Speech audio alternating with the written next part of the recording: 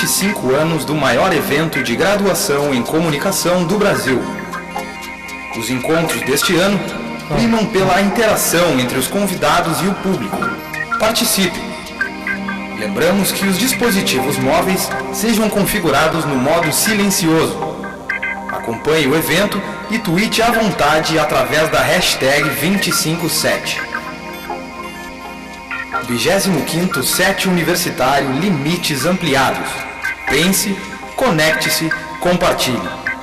Patrocínio Globosat, Grupo RBS, Coca-Cola e Fiat.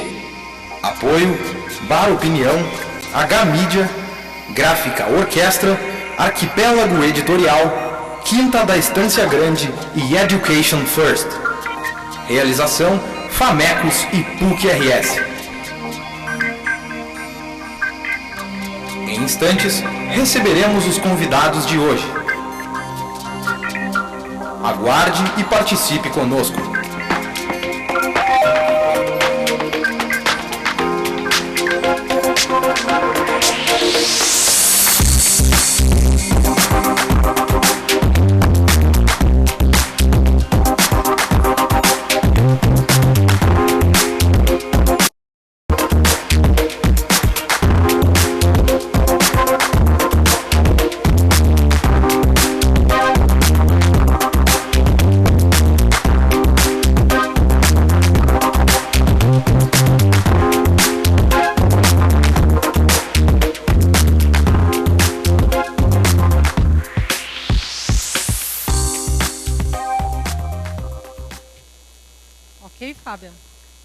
Está funcionando o microfone?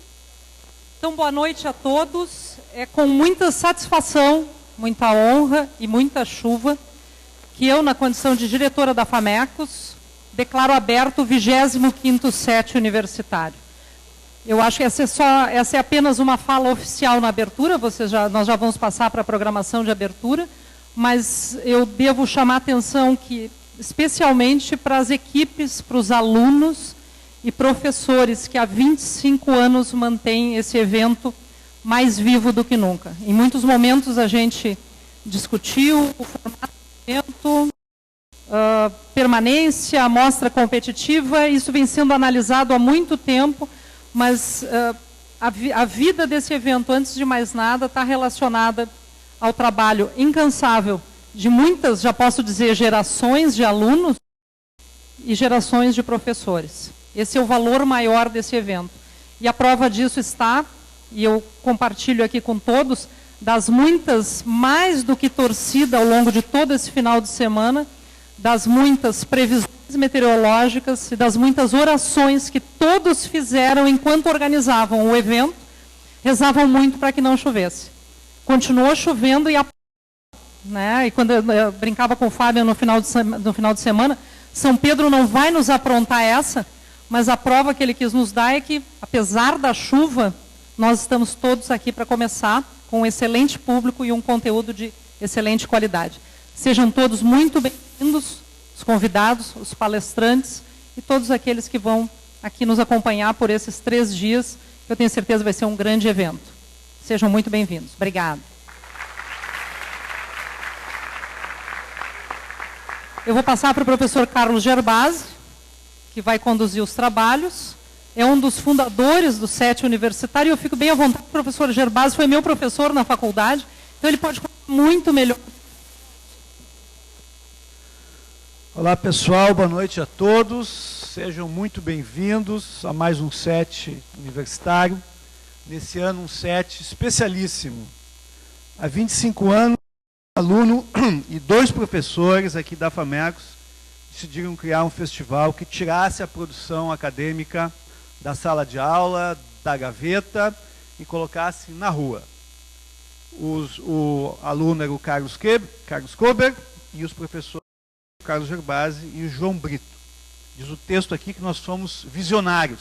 Todo visionário é um pouco louco, mas enfim, nós estávamos mesmo a fim de fazer uma coisa diferente. É bom ser louco de vez em quando. Hoje, 25 anos depois, o SET está consolidado, é gente grande. Nesse ano de festa, agradecemos aos nossos patrocinadores Globosat, Grupo RBS, Coca-Cola. E nós temos também a parceria do Bar Opinião, da H-Mídia, da Quinta da Estância Grande, da Gráfica Orquestra, da editora Arquipélago e da EF, Escola de Idiomas. Pedimos que deixem seus celulares no silencioso e participem pelo Twitter usando a hashtag 257.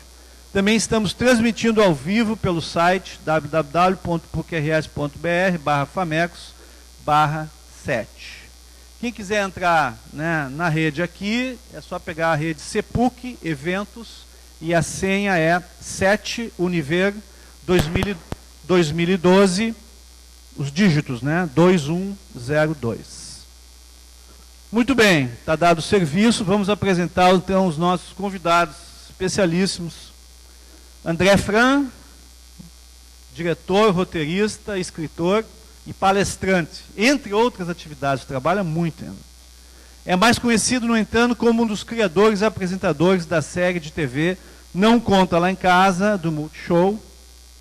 Colabora como jornalista em publicações como O Globo, Viagem e Turismo, Trip, Visu e Vice, ou Vice. Leandro Campos é formado em Direito. Logo abandonou a carreira de advogado para se dedicar à produção audiovisual. Muita gente faz isso. Foi diretor e diretor de fotografia de diversos videoclipes, programas para a TV e DVDs musicais. Dirigiu o documentário Indo.doc, que resultaria na série de TV Não Conta Lá em Casa, do Multishow, também dirigida por ele. Atualmente também é coordenador do canal de TV a cabo Off da Globosat.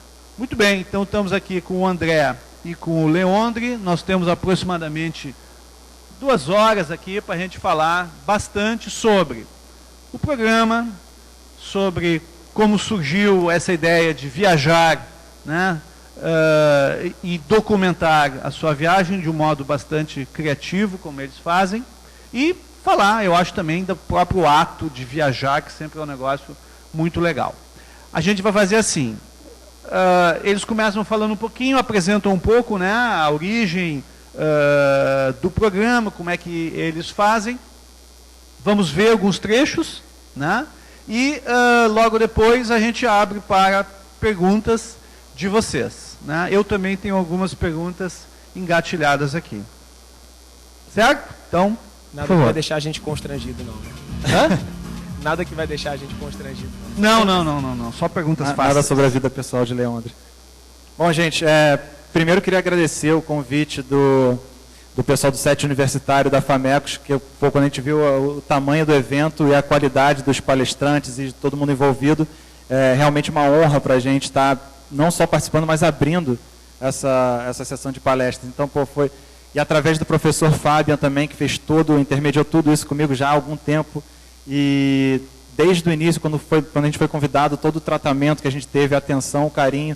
E hoje também com todas as meninas e o pessoal que fez as entrevistas, que trabalham com as áreas de comunicação do SET, deu para ver a qualidade que tem aqui, o que fez a gente se sentir mais honrado e a nossa responsabilidade de estar abrindo aqui essas palestras. Espero que a gente não decepcione. Né? Certamente hoje foi de todos os lugares que a gente já teve oportunidade de falar, de conversar, de ter esse bate-papo.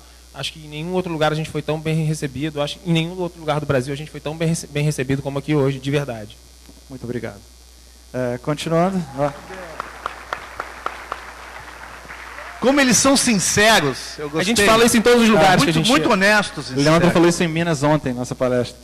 Mas, enfim, primeiro, acho que todo mundo aqui conhece o Não Conta Lá em Casa. Quiser, tipo, turma de Jardim de Infância, levantem a mão, quem não conhece. Conhece? Bom, quem levantou a mão pode pedir ao professor Fábio 1 ponto na média final para vocês, tá? Mas então vou dar um panoramazinho, porque tem um pessoal que não conhece. O Não Conta Lá em Casa é um programa de viagem feito criado e realizado por Leandro Campos, André Fran e mais 2 pessoas, o Felipe Ufo e o Bruno Pesca, que não puderam estar aqui, que estão fora do país. Mas a gente sempre teve vontade de fazer, de dar uma contribuição para o planeta que a gente vive e conhecer grandes causas e outras culturas e tentar ver o que tinha de verdadeiro naquilo que a gente conhecia, naquilo que era passado para a gente através da mídia ocidental. E simplesmente uma série de TV foi a ferramenta, foi o produto mais adequado que a gente achou para desenvolver esse tipo de trabalho. Depois o Léo vai falar mais um pouco sobre a historinha, acho que até é interessante para o pessoal que faz comunicação entender essa parte da produção, como é que foi se desenvolvendo.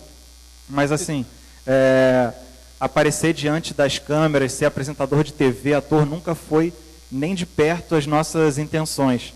Vocês podem ver que não tem nenhum galã aqui no palco, tirando o professor Gerbasi, claro, mas a gente nunca quis aparecer diante das câmeras, somos extremamente tímidos, mas a gente acreditava que a gente queria muito conhecer histórias e contar essas histórias, sabe? A gente sabia que o mundo tinha muitas questões importantes que mereciam ser entendidas e divulgadas. E a gente descobriu que essa série seria a melhor maneira para a gente fazer isso. Mas, enfim, a gente vai entrar em detalhes, mas de lá para cá a gente criou essa ideia, apresentou no canal, foi aprovado, e já estamos agora na nossa 5ª temporada, e ao longo de sei lá quantos programas, que eu não vou fazer as contas aqui, que eu sou ruim de matemática, mas a gente já foi para Coreia do Norte, Irã, Iraque, Afeganistão, Somália. Recentemente a gente voltou do Chernobyl, a gente participou de uma missão da ONU no Haiti, a gente participou de uma missão de ajuda humanitária logo depois do tsunami do Japão, a gente entrevistou presidente, prêmio Nobel, enfim, a gente teve uma série de experiências que a gente vai contar para os nossos netos e que a gente adora fazer essas palestras e essas conversas, que a gente nem pode chamar tanto assim de palestra, mas esse bate-papo a gente adora dar essa nossa contribuição, falando um pouquinho do que a gente aprendeu também, porque, como eu falei, a gente não somos 4 amigos de infância que se juntaram com um objetivo, sem experiência, sem aquela história de que tinha um parente na Globo, tinha o tio que trabalha na Globo, ele levou para... Não, a gente não conhecia ninguém, a gente bateu na porta, mesmo com uma ideia que a gente achava que era uma ideia boa, e hoje a gente está aqui. Acho que o Leandro vai contar um pouquinho da história, como é que foi começando. Até todos os nossos erros e acertos assim é bem legal assim para começar esse bate-papo, porque acho que daí a gente já vai apontando muitas das coisas que depois a gente foi tomando como certo e que viraram nossos nortes assim durante as filmagens. O Fran marcou primeiro um videozinho para a gente ver aqui, né? Vamos dar uma olhada aqui. Soltar. Até para completar isso que você estava falando sobre um pouquinho do programa, é o vídeo que abriu a nossa primeira temporada lá em 2009, quando o programa entrou no ar. Vocês vão ver que o vídeo já está um pouquinho ultrapassado, o Fran tinha cabelo preto ainda, então a gente vai dar uma olhada só para mostrar para vocês o que foi, assim, como é que começou o projeto e quais eram os nossos objetivos e quais deles a gente conseguiu realizar e quais a gente não conseguiu, pretende realizar algum dia. A abertura, são os primeiros minutos do nosso primeiro episódio da primeira temporada. Pode soltar aí, por favor, César.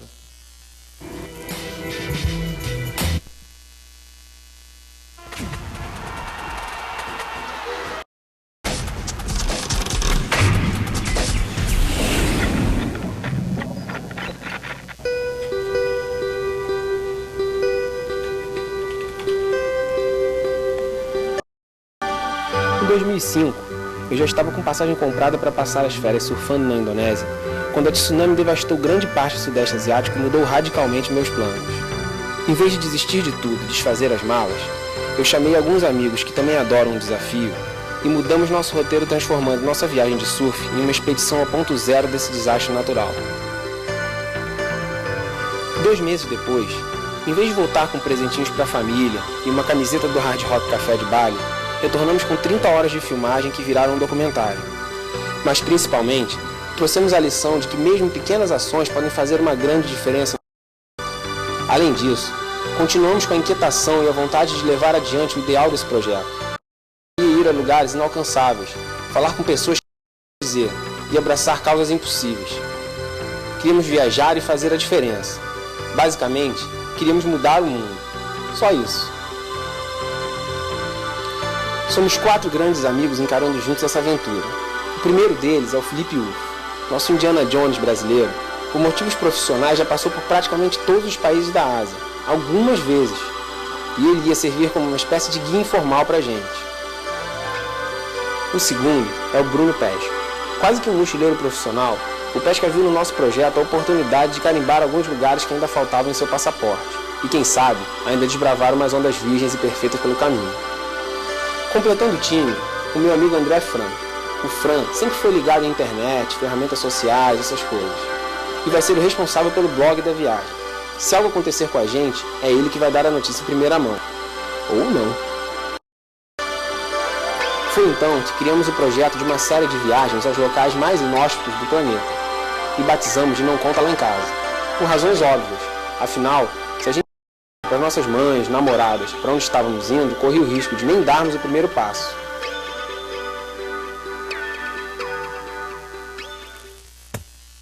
Esse vídeo ele fala muito da nossa história, assim, ele é um vídeo que a gente utilizou lá em 2009 para vender o programa para o Multishow, né? Ele tem uma grande verdade e uma grande mentira. A grande verdade é que a história verdadeira ali da história do documentário que a gente foi fazer, eu vou até contar um pouquinho mais sobre ela, porque é como realmente surgiu a ideia de visitar esses lugares, e a grande mentira é que a gente estava se propondo a fazer uma coisa que até então para a gente mesmo era impossível, que era entrar nesses países que são super fechados, que são ditaduras aí sanguinárias de anos, são lugares com e tal, que para a gente mesmo era impossível. Muito, mas a gente quando conversava falava assim, cara, a gente enlouqueceu, porque a gente está tentando vender um negócio que não sei se é, mas a gente vai tentar. A história do Indodoc, que é o início de tudo, é o seguinte, e que diz muito assim do que veio a ser o Não Conta Lá em Casa, né? Eu sou advogado, o Fran é jornalista, o Pesca e o UFO são economistas, né? A gente tem backgrounds assim completamente diferentes, mas a gente se conhece desde criança, né? Da praia do Leblon, no Rio de Janeiro, e apesar do físico não condizer com isso, nós somos surfistas, né? E a gente tinha em 2005 o plano de viajar para a Indonésia juntos, né? Como surfista, todo surfista quer conhecer a Indonésia, são as ondas mais perfeitas do mundo, e a gente queria ir para lá.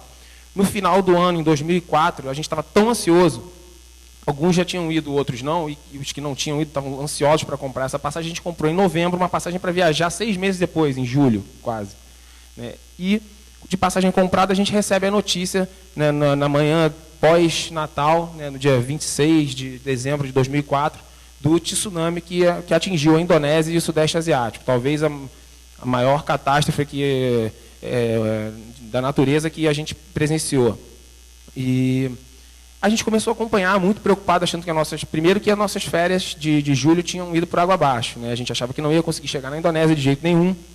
E começamos a pesquisar, e aquele número de mortos que começou a chegar diariamente, de 100 para 150, para 200, para 250, para 300 mil pessoas, a gente não conseguia identificar de onde estava vindo aquele número todo, porque as notícias que a gente achava na internet, nos jornais, tinha morrido gente, 10 mil pessoas na Índia, mais algumas no Sri Lanka, outras na Tailândia, e aquelas imagens que circularam o mundo todo, mas a gente somava e dava o quê? 30, 40 mil pessoas, estavam faltando 260 mil pessoas. E a gente foi isso. Só restava a Indonésia, que era o nosso destino, para surfar em julho. E pesquisando... Isso se deve também, porque vale destacar que a Sé, que é o ponto que ocorreu o tsunami, o primeiro ponto terrestre onde as ondas gigantes atingiram, é uma província muçulmana dentro da Indonésia, que o pessoal conhece mais outras regiões ali, Bali, que é hinduísmo, então é super tranquilo, super turístico. Então a Sé ficava meio, apesar de ser também um ponto importante, mas ficava meio isolado nessa história, e tinha também. Um lugar que vivia em guerra civil, um movimento separatista muito forte ali, ninguém entrava, ninguém saía. Então as notícias não chegaram, porque não tinha acesso mesmo a jornalistas. Nem ajuda humanitária chegava. Nem ajuda humanitária. Então era uma região que estava assim, alienada do mundo completamente. E com a tragédia, assim, a coisa foi tão violenta que a guerra civil teve que acabar no mesmo momento, porque assim, senão as pessoas precisavam de ajuda externa ali, urgente. E quando a gente começou a saber disso, começou a dar um estalo, assim. Eu já curtia fazer vídeos da banda do meu irmão, que era uma banda do Rio. Todo mundo já se interessava de alguma forma pela produção audiovisual, mas ninguém fazia isso profissionalmente. E a gente tinha a pretensão de filmar a nossa viagem de surf, né? E nos nossos papos, sempre por internet, aquilo que a gente até reproduziu ali, que eu pergunto para o UFO, vamos no MSN, o extinto MSN. O que mostra até como esse intro está defasado, né? A gente falava MSN ainda nessa época, né? No distante ano de 2009. E a gente começou a pensar o seguinte, muitos dos que já tinham ido para a Indonésia, cara, como é que pode? A gente vai surfar, explora aquele lugar, e agora que aconteceu um negócio grave, que as pessoas não estão conseguindo saber que exatamente o que está acontecendo, esse número violento de pessoas mortas. Cara, a gente vai simplesmente abortar a nossa viagem e vamos marcar uma viagem para outro lugar? Aí foi unânime. Vamos para lá, vamos filmar, vamos tentar ajudar, sei lá, vamos ver o que está acontecendo. E, cara, essa primeiro estalo assim, que a gente teve é o que norteia a gente até hoje.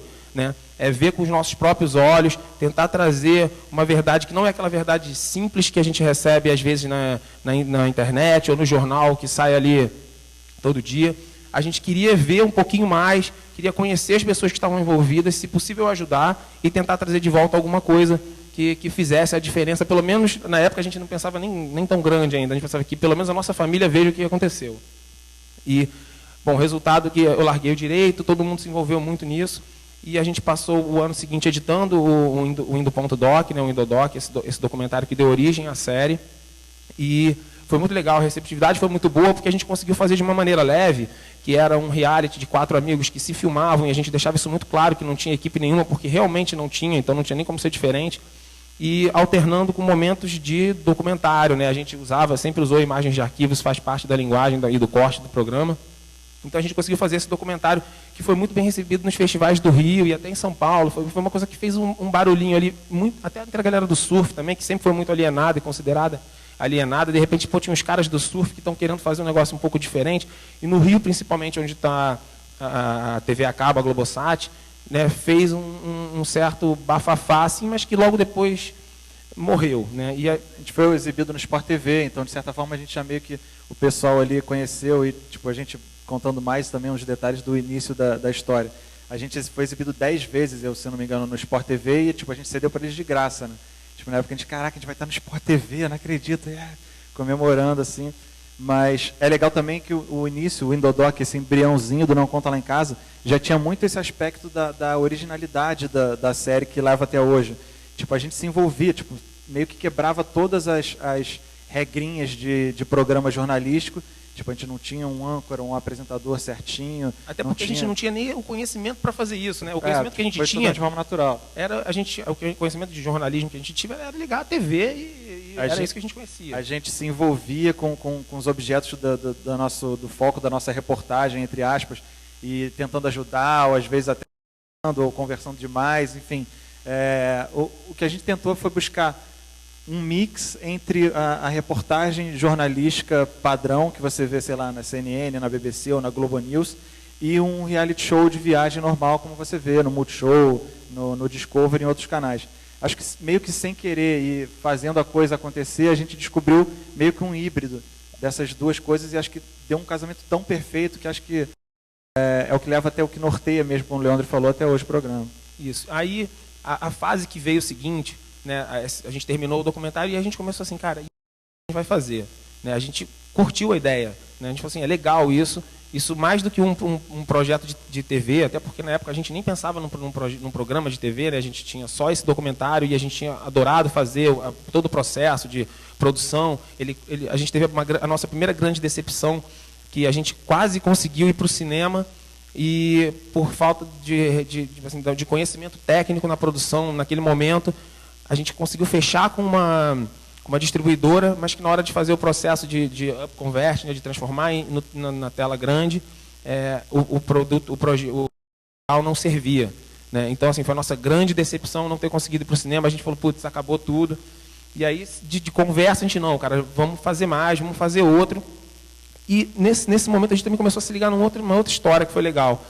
Que a gente tinha feito a gente tinha coberto um evento jornalístico, mas que as pessoas impactadas, elas tinham uma idade mais nova, assim, no momento em que o pessoal jovem não estava assim tão ligado nas coisas que estavam acontecendo. Né? Às vezes a gente olha muito aqui para dentro, não participa muito, então aquela notícia que você ouve na primeira semana, na segunda semana você já está ouvindo a outra catástrofe que aconteceu em outro lugar, a guerra que começou no outro lado do mundo, e a gente conseguiu impactar de uma forma diferente uma galera jovem. E a gente ficou com isso na cabeça, a gente tem que fazer mais. E conversando, a gente teve a ideia assim, vamos fazer mais documentário. Né? A gente ainda não tinha vislumbrado que poderia virar um projeto de TV, um programa de TV, até porque era muito distante aquela realidade da gente. E a gente, vamos fazer mais documentários, que isso a gente consegue fazer pela gente. A gente pega a câmera, vai lá e faz. E a gente veio a primeira ideia que seria fazer Mianmar, que na verdade acabou sendo o nosso primeiro destino, do Não Conta Lá em Casa. E nisso, a gente pensando assim, cara, a gente muito animado para fazer muita coisa ao mesmo tempo. A gente, mas vai ser esse processo todo, tu tem que ir para lá, ficar 2 meses no lugar, e aí volta para editar, é quase 1 ano, para poder tentar botar em festival, que aí a gente não ganha dinheiro nenhum, como é que a gente vai pagar as contas? E nisso começou a surgir a ideia de transformar isso numa série, e aí veio a nossa segunda grande decepção, e na verdade, por falta de conhecimento do mercado, que foi o nosso maior erro, assim, talvez até hoje, onde a gente quase desistiu, né? A gente fez um projeto que era muito legal, que tinha esse vídeo, tinha todos aqueles lugares ali que a gente estava se propondo a visitar, e a gente foi bater na porta de um canal que a gente julgava ser um canal de documentários e de notícia, né? Só que a gente só para acrescentar, voltando nessa parte que é interessante, como é que a gente pulou da ideia de fazer documentário de sucesso, a gente sabe fazer um documentário, foi super bem recebido pela crítica, exibido na TV, vamos seguir com isso. Só que a gente fez essas continhas na hora de escolher os destinos, a gente pode fazer Mianmar, será que a gente não vai direto no Iraque? O Afeganistão também é forte, vamos para a Antártica, sei lá, começamos a viajar. E a gente viu, cara, são tantos lugares que a gente quer abordar, e se a gente for fazer esse documentário, quando a gente estiver abordando o 3º país, a gente vai estar com 80 anos, sei lá, vai estar... Então, entre tempo de filmagem, de produção. Então, é aquilo que eu falei também, não era a nossa pretensão ser ator de TV, não, vamos criar um projeto de TV. Mas a gente viu que a gente, fazendo uma série de um reality show para a televisão, a gente conseguia abordar o maior número de causas, de países, de histórias, num tempo muito mais curto. Então, sei lá, em 6 meses a gente ia conseguir fazer, sei lá, 5 países, né? E coisa que seria impossível se a gente se insistisse na ideia do documentário. Aí a gente foi bater lá na porta do GNT com a história da série. A gente vê aqueles documentários no GNT, né, bonitos, internacionais, a gente falou, a gente tem que ir para lá. E aí fomos lá, conseguimos marcar uma reunião com o onipresente lá, o Deus do GNT, e aí fomos apresentar esse projeto e o nosso papel, com as nossas fotos, e o cara virou e falou assim, cara, vocês não veem televisão há quanto tempo? Se fossem 4 mulheres apresentando esse programa de viagem, talvez a gente até pensasse em fazer. Mas, cara, o GNT é um canal feminino há quase 10 anos. Na época que vocês assistiam, era outra TV a cabo. Então, cara, infelizmente, não tem muito o que fazer com o projeto de vocês. E aí a gente foi embora, tipo assim, agora acabou, né? E, por sorte, talvez a gente recebeu uma segunda chance aí, que foi um momento novo. E só voltando aqui também essa história, que na verdade eu acho que esse foi o maior erro que a gente teve, e hoje até na minha carreira hoje dentro da Globosat, hoje eu coordeno um canal chamado Canal Off, que é um canal de aventura e natureza, é um defeito assim que eu vejo na maioria dos projetos que a gente recebe, é que as pessoas não estão sabendo exatamente alinhar os projetos ao editorial daquele canal, por não assistir ou por não ter feito uma pesquisa prévia, e mandam projetos que se julgam a cara do canal e que na verdade não tem nada a ver. Foi o nosso primeiro grande erro ali, já na TV foi esse, né? O segundo da história, mas o primeiro no universo TV a cabo, que foi esse. E aí teve a nossa primeira grande sorte também, que era o Multishow, ao mesmo tempo está também mudando um pouco o perfil deles, né? Foi, a gente acabou sendo abraçado assim por um momento que foi fantástico assim no Rio de Janeiro, né? Em 2009, o Multishow, a Globosat em geral, começou a ter uma postura diferente e quebrar um tabu, né? A Globosat e a Globo, elas sempre trabalhavam com produções in-house, produções internas. E a partir de certo momento eles começaram por várias razões financeiras, por dar um refresco na programação, trazer novas ideias, incubar empresas. Eles começaram a trabalhar com produção terceirizada e eles deram uma tarefa para todos os produtores internos, né, do Multishow, no caso, na época do GNT, desses canais que tem muita produção, para que eles fossem atrás de possíveis produtoras começando, produtoras iniciantes, gente para incubar mesmo, e para que viessem a ser no futuro parceiros do canal, fornecedores de conteúdo. E aí, por causa do Indodoc, que a gente tinha feito lá há um tempo atrás, uma das produtoras tinha visto, e aí recebemos um e-mail que era, vocês não têm nenhum projeto e tal. E aí entregamos o projeto. A princípio, eles duvidaram, né, realmente se a gente conseguiria fazer isso. Até e aí, porque a gente colocou no projeto, já vamos para a Coreia do Norte, todos os contatos já estão feitos. Mentira, a gente não sabia nem como é que chegava na Coreia do Norte. Até porque era o que a gente sabia, na verdade, de Coreia do Norte, é que era impossível ir para a Coreia do Norte. A gente falou, porra, então... Não, tem uma passagem que é engraçada, assim, nesse nosso primeiro momento de contato com o Multishow, foi uma situação muito engraçada e que por pouco também não foi tudo por água abaixo. Nesse momento, imagina, a gente já estava postando todas as nossas fichas naquela reunião, de novo uma reunião com o gerente de canal, né? A gente apostando tudo que a gente tinha e não tinha ali. O cara viu o projeto na nossa frente e falou assim, e aí, vocês vão conseguir nesses lugares? E eu já tinha conversado com o Pesca, que foi comigo na reunião, e falou assim, cara, independente de qualquer coisa, a gente vai dizer que a gente vai para esses lugares, no caso era Mianmar, que a gente vai conseguir entrar, que a gente já tem os contatos, que a gente já tem o dinheiro, que a gente já está com data marcada. Isso era dia 1º de março, se não me engano, de 2009. E na reunião, na hora que o cara perguntou, na hora que ele fez a pergunta, e aí, vocês vão conseguir? Eu já levantei e falei assim, cara, a gente vai, dia 18 a gente está indo, se vocês quiserem, a gente vai trazer o material, vocês compram, exibem, e só que a gente se precipitando e botando a carroça na frente dos bois, né, um gerente, mas um gerente de canal, o cara que está acostumado a negociar assim, diariamente produção, virou e falou assim, ok, vai lá, traz, quando vocês trouxerem o negócio editado, a gente vê se quer exibir ou não. Isso eu olhei para a cara do Pesca, o Pesca tinha acabado de largar o banco, eu tinha largado direito, a gente não tinha um puto no bolso, estava todo mundo duro, não tinha dinheiro para ir para Mianmar, né? E entramos numa fase de que assim, ou a gente arriscava tudo e botava tudo que a gente tinha ali, ou então a gente realmente era o momento da gente puxar, sabe, de puxar para trás e desistir. Naquele momento, o Pesca tinha um consórcio de um carro, né, de um Honda Fit, que ele tinha pago já 20 mil reais, ele vendeu o consórcio e pegou os 20 mil reais, eu pedi emprestado para um amigo nosso do mercado financeiro, 20 mil reais também, e com esses 40 mil reais a gente se dispôs a fazer a viagem e trazer pelo menos 4 ou 5 episódios para depois revender ele para o Multishow, mas assim, os dias nossos durante a viagem eram, cara, se aquele cara não comprar o nosso conteúdo na hora que a gente voltar, assim, acabou. Mas ele também conseguiu comprar a gente com um argumento que, eu sempre ligo isso, a gente amanhã vai estar fazendo o workshop, que é transformando um projeto de vida, um sonho, em um projeto de vida, de trabalho. E foi uma dessas lições que o Não Conta Lá em Casa, antes de começar, já deu uma lição assim, que serviu para a minha vida mesmo. Assim. A gente, nessa de, um vendeu o carro, pediu dinheiro para o pai, o outro pediu dinheiro para o amigo, todo mundo endividado para fazer, a gente, caraca. E a gente, mas a gente, acho que meio levantou com ele, mas, a gente vai... É um risco muito grande, a gente está entrando com o risco de gastar mal grana, de repente você pode não aceitar o projeto, que é uma realidade, né? Ele não tinha nem visto ainda, de repente era uma merda, ele não ia aceitar, óbvio. Mas, mas é o maior risco, a gente está entrando com esse risco. Ele falou, cara, se vocês não acreditarem no projeto de vocês querem que eu acredite? Então, cara, a gente recebe um monte de e-mail de gente querendo, posso ser estagiário do Não Conta Lá em Casa, eu carrego a mala de vocês para viajar, precisa de uma menina no grupo, não sei o que lá, e manda foto, não sei o que, eu encaminho todos para o Leandro avaliar. Aí eu falo, cara, se você tem, a gente também pensa, eu queria também fazer isso, e de repente eu não fui atrás de uma pessoa, de repente porque você não cria a sua ideia, sabe? Acredita na sua ideia, viabiliza a sua ideia. Hoje com os meios de produção é fácil você fazer, não é tão caro, sabe? É muito mais você acreditar e investir do que você tentar achar um atalho, um caminho mais fácil. E acho que esse choque de realidade que ele deu para a gente serviu para vários outros processos que a gente teve, várias outras enrascadas que a gente teve que encarar com Não Conta Lá em Casa, e a gente abraçou com mais coragem depois de ter essa lição. Né? E assim, aí levando a história às últimas consequências, não dá para dizer que a gente foi mais feliz, né?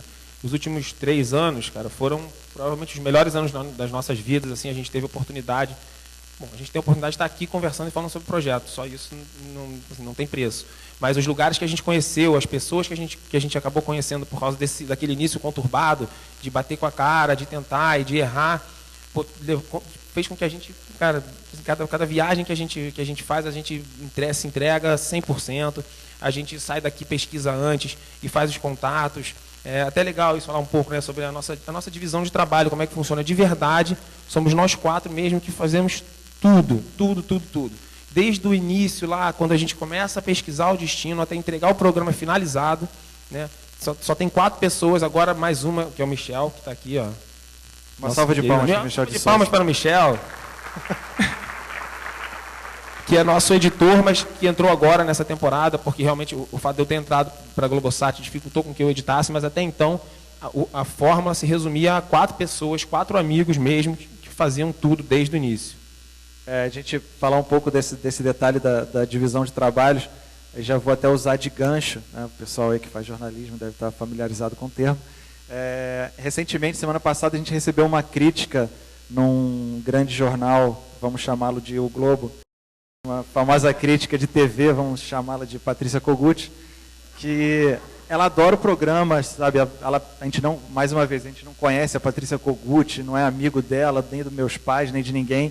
Ela simplesmente, sabe, gostou do programa, que foi uma honra para a gente também, a principal crítica de TV do Brasil. Eu já deu, sei lá, 5 notas 10 lá na coluna dela para o nosso programa. Mas recentemente ela fez uma crítica, que ela tem todo o direito. Ela falou que, um programa tão interessante, mas de repente, até foi meio que uma crítica no Multishow, que a gente meio se sentiu na obrigação de defender, que ela falou, um programa tão interessante, uma ideia tão original, devia ter um investimento em produção maior, ter uma qualidade maior de produção. E, cara, é importante falar que o formato que esse programa é feito não grandes produções. E mais do que isso, mesmo se permitisse, eu acho que ia comprometer totalmente a verdade do nosso programa. Somos nós 4 que realmente fazemos tudo, desde a escolha do destino, nas nossas trocas de e-mail lá, um dá uma sugestão, o outro não está afim, aí tem que comprar para o outro, dizer o que é, aí convencer e tal, até a direção na hora de filmar, e da edição, do texto que é colocado, da trilha sonora que é escolhida, até a finalização da artezinha final, mandar o negócio para o Multishow. É tudo feito por nós 4 mesmo, agora com o Michel de Souza, como o Léo falou. Uma salva de palmas novamente. Mentira. Mas eu acho que isso é muito... A gente viaja, uma confissão aqui para vocês, a gente não tira visto de jornalista ou de trabalho para entrar nenhum desses lugares, porque a gente acha que a gente já chegar lá com um visto profissional, a gente vai ser de forma totalmente diferente do que seriam 4 amigos viajando para conhecer aquele lugar, que é a nossa proposta. Você chega como jornalista, vai ter alguém para te receber, te mostrar um lugar que ele quer que você veja, te colocar num hotel mais maneiro e tal.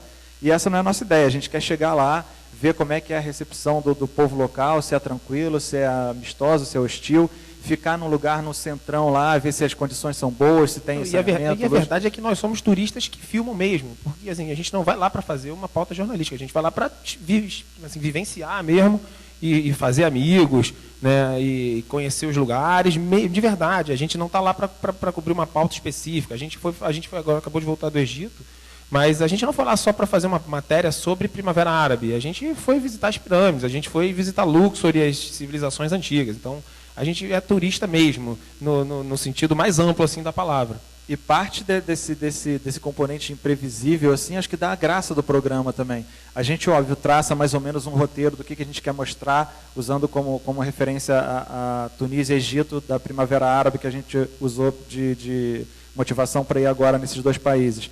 A gente faz uma pesquisa prévia, histórica e tal, a gente aborda essa questão toda dos recentes movimentos revolucionários, fala com as pessoas, mas a gente também aproveita isso para contar um pouco da história da Tunísia, que até então, de repente, antes de acontecer, de ser o primeiro ponto estopim de todos esses movimentos que ficaram conhecidos como a Primavera Árabe, essa onda de revoluções no mundo árabe, de repente pouca gente conhecia a Tunísia, sabe? Então vale a pena a gente chegar lá e mostrar um apanhado histórico. E a gente está no Egito, somos 4 amigos, a gente está no Egito mostrando a Primavera Árabe, óbvio que eu quero ir nas pirâmides, ver como é que é. Não, e o legal dessa história é o seguinte, talvez, assim, a gente, até sem saber, né, essa tenha sido a nossa maior vitória para manter o programa desse durante tanto tempo na grade de um canal que tem outros objetivos. O Multishow é um canal que tem o objetivo de estar entre o top 10 de Ibope, que tem metas comerciais altíssimas, que hoje está extremamente focado em festivais, e de repente a gente conseguiu falar de uma forma simples e de 4 amigos mesmo, sem ser muito rebuscado, falar de um conteúdo que teoricamente deveria estar em outros canais. Talvez a Primavera Árabe, talvez as histórias da União Soviética, talvez o Iraque, eles deveriam estar nos canais jornalísticos. Então a gente conseguiu dessa forma, de turistas, de viajantes engajados, podemos dizer assim, né, trazer isso de uma forma natural e que, bem ou mal, plantou nossa sementinha ali dentro do Multishow, e a gente conseguiu um lugar que hoje é difícil tirar a gente, porque não tem muita gente fazendo isso. Você tem programas engajados, mas aqui dentro e tal, então a gente acabou meio que a gente pegou um buraco que estava ali, que ninguém tinha visto, né? Eu acho que talvez, até sem saber, essa tenha sido a nossa maior vitória, o que mantém a gente na grade até hoje. Uma coisa que a gente aprendeu também fazendo essa produção meio caótica que a gente faz é que, de repente, o mais valioso artifício na nossa produção são os contatos. São eles que realmente são as pessoas locais que vão dizer para a gente o que realmente está se passando no país, que vão dizer o que de repente a mídia não está mostrando, mas faz parte da realidade difícil deles e que vale a pena mostrar. Ou uma outra coisa que de repente a gente, pelas nossas pesquisas e estudos, que a gente também, a nossa informação aqui no Oeste, aqui no Ocidente é muito limitada, né? Então, de repente, eles lá dizem uma outra coisa. Então, o nosso roteiro às vezes muda, muitas vezes muda de acordo com esses personagens que a gente conhece ao longo do caminho aí. E que até em termos de segurança fazem totalmente a diferença. Muita gente pergunta para vocês, vocês vão para esses lugares, então a equipe de vocês contam com uma equipe de segurança, de produção, de luz, de som, sei lá o quê. No mínimo de segurança vocês têm. Fala, cara, não tem segurança.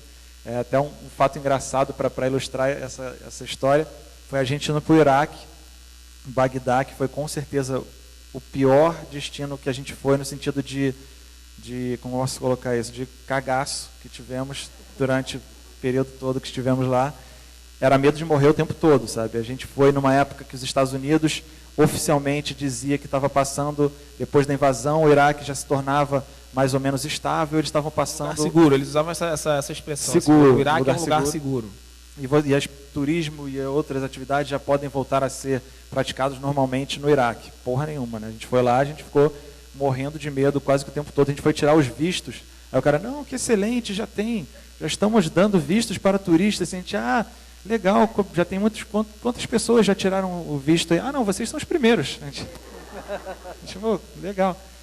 E aí eu me lembro que no avião, para falar dessa coisa da equipe de segurança, a gente desembarcando ainda no avião, né? Nossos companheiros lá de viagem, só aqueles caras Blackwater, sabe? Ex-soldado, mercenário, cabelo raspado, mochila do exército, os caras com um bíceps do tamanho da coxa do Leandre, assim, e tudo mal encarado, e a gente lá jogando FIFA, né, no iPad, ouvindo som. Aí a gente realmente acha que a gente está no lugar errado, na hora errada. Mas vamos perguntar um cara... Mas a gente com essa história, não, vamos questionar. Questione sempre, a gente está dizendo que pode ir, então vamos pagar para ver. A gente está numa missão maior, temos ungidos por Deus, vai nessa. Aí a gente foi perguntar para um desses caras, mandamos Pesca, né, que é o nosso diplomata. Pesca, vai lá, fala com o cara lá, pergunta como é que faz para ir pro hotel e tal. Aí o Pesca foi falar com o cara lá, com o Blackwater. Um soldado inglês, né, que já estava voltando para fazer segurança privada. Isso. Aí perguntou, como é que faz saindo do aeroporto, como é que é a melhor maneira de chegar no hotel, ali no centro, onde tem os hotéis? Aí o cara falou, vocês estão numa Hammer blindada ou de helicóptero? A gente ia fazer sinal para o táxi, né? Geralmente é como a gente procede. Aí a gente viu, cara, que a gente estava totalmente no lugar errado. Mas aí, falando nessa coisa da produção com os contatos locais, foi através deles que a gente conseguiu falar com uma das entrevistas mais incríveis que a gente teve até hoje, que foi com um pintor iraquiano, que deu um panorama desde da época de que ele era criança, da época do Saddam, e depois como é que tinha ficado nesse período de transição. E a gente tentou ir até Babilônia, que é um lugar histórico incrível ali, mas estava fechado, óbvio que nenhum imbecil estava fazendo turismo no Iraque naquela ocasião, a não ser a gente. Mas a gente acabou indo num palácio de Saddam Hussein, desativado, que tinha sido ocupado pelas forças americanas, e foi tipo assim, um lugar daqueles... muitos que eu olho para trás e falo, cara, não acredito que eu vivi isso, sabe? Que até hoje eu sou muito grato ao programa por esse tipo de experiência de vida que ele me proporcionou. E essa foi com certeza uma delas. E é engraçado que agora a gente até falou de um exemplo que é negativo, né? A gente foi num lugar esperando ele estar mais estável, ou mais organizado e teve a sensação totalmente contrária. Inclusive a gente ia ficar 5 dias, 6 dias, e quando a gente chegou lá e viu a real situação, milícias por todos os lados, a gente acabou antecipando o nosso voo, ficamos lá 3 dias só, e isso faz parte assim do nosso desenho de produção. Mas, bom, e aí o final foi até, assim, acho que o certo que a gente fez foi sair mais rápido possível mesmo, porque 2 meses depois o nosso hotel, que a gente julgava super seguro, sofreu um atentado, morreram 72 pessoas, a gente saiu na hora certa mesmo. Realmente o Iraque estava numa situação, ainda está numa situação que totalmente insegura, né? Mas a gente também tem outros exemplos, né? Nem sempre essa história de questionar nem sempre é para o mal, assim, pelo contrário. A gente, de propósito, a gente viaja para lugares em que a gente já sabe que a gente vai trazer uma visão bem diferente do que se espera, né? E aí eu gosto sempre de falar assim, nas nossas conversas com o pessoal sobre o Irã, né? Talvez o Irã foi o contrário, né? A gente foi para ficar pouco, a gente acabou ficando muito mais. A gente conheceu um dos países mais fantásticos que a gente já visitou até hoje, saindo daqui talvez com a pior imagem de todas, né? E foi logo depois da época da eleição do Ahmadinejad, das eleições, em que foi aquela confusão toda, e a gente talvez tenha tido a nossa melhor experiência no geral, assim, desde as pessoas mais receptivas, as pessoas mais altamente intelectualizadas, que conhecem desde poesia, música, literatura, história da humanidade, assim, circula no sangue deles, assim, a história persa. E a gente viajou cara, a gente ia ficar 10 dias, acabou ficando quase 3 semanas, quase 21 dias lá. Rodamos o país inteiro com segurança extrema, assim, não segurança física, estávamos super seguros do início ao fim. Essa parada da segurança no Irã, uma história rapidinha que é engraçado. A gente estava ainda com um pouco desses preconceitos, né, que acho que é natural. Os preconceitos nossos mesmo, a gente vai cheio de preconceito. E a gente sempre expõe eles no programa, a gente acha legal isso. E a gente queria viajar para uma cidade lá do outro lado do Irã, atravessar o deserto, no meio de um monte de cidadezinha de carro. Aí acho que a gente perguntou para alguém assim, pô, mas será que é seguro a gente fazer esse trajeto de carro à noite? Aí o cara virou para a gente, pô, você está no Irã. Tipo assim, a referência para ele é, pô, você está no Irã, é super seguro, isso aqui não é, sei lá, não é Brasil, não é um lugar... Mas vocês foram bem tratados, mas os cineastas iranianos não são bem tratados, né? Tem alguns presos lá. Né? Quer dizer, essa segurança que vocês viram lá para transitar enquanto turistas era porque vocês, teoricamente, não estavam fazendo nenhuma atividade política não conta lá em casa. Os cineastas iranianos têm hoje problemas terríveis. E alguns estão presos mesmo e não saem de lá de jeito nenhum.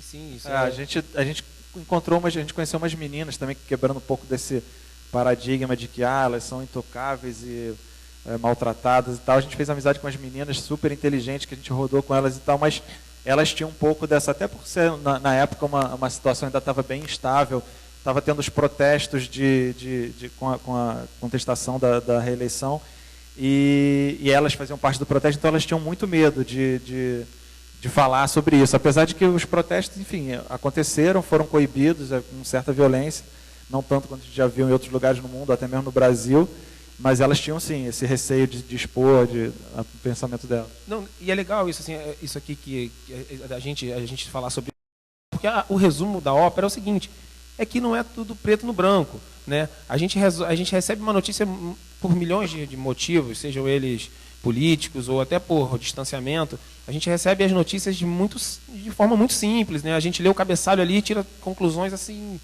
que geram todos esses preconceitos, e a gente entende muito do país tendo só lido ali a cabeça da matéria, né? Então, acho que, e aí volta de novo lá para a história do nosso documentário, que deu origem e que norteia a gente até hoje mesmo.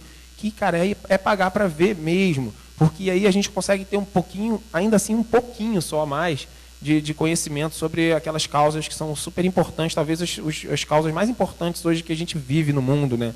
E a gente consegue ter um pouquinho mais de acesso a isso, e mesmo assim continuamos muito distantes, né? E a gente faz um esforço assim, para tentar ao máximo mostrar isso, e mesmo assim a gente sabe que não é possível. Então, questionem, né, tudo, inclusive a gente, né, que está falando. E de repente, né, não tem uma resposta assim, é bom, é ruim. O Irã, a gente teve essa impressão, mas obviamente, como o professor destacou, também tem um outro lado de opressão, de liberdade de imprensa, de expressão muito, muito, muito forte. Tudo tem seus prós e seus contras, e acho que mesmo no Irã, uma coisa que ilustra muito isso é que com essas mesmas meninas que a gente conheceu, a gente saiu daqui achando, pô, a gente não vai ter contato com nenhuma mulher nessa viagem, não que essa fosse a nossa intenção, gente, mas porque no Irã tem essa questão da mulher, que a gente sabia que era muito forte, muito presente, o trato, como a mulher é tratada no Irã, e ao longo dessas viagens, outra coisa que a gente foi descobrindo também é que não dá para se falar, muçulmano é assim, existem milhares de tipos de práticas de muçulmanos radicais, que a mulher não só pode andar com o olho de fora, só usando especificamente só essa questão da mulher. Ou na Turquia, que as mulheres andam de mini saia, de cabelo compridão, pintado. Mas, né, com essas meninas do Irã, a gente abordou diretamente, a gente teve mais uma relação com elas assim, mais próxima, e a gente abordou essa questão diretamente. pô, aqui a gente tem que andar no ônibus com vocês têm que andar na parte da frente, a gente tem que andar separado na parte de trás, a gente vai pegar o metrô, tem o vagão só do homem, o vagão só da mulher, vocês têm que usar o lenço.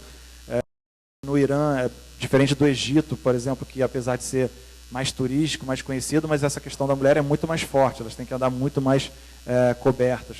Na Arábia Saudita, então, que ninguém fala dessa questão do radicalismo, porque tem laços mais fortes com o Ocidente, mas que a questão da mulher na Arábia Saudita é muito pior.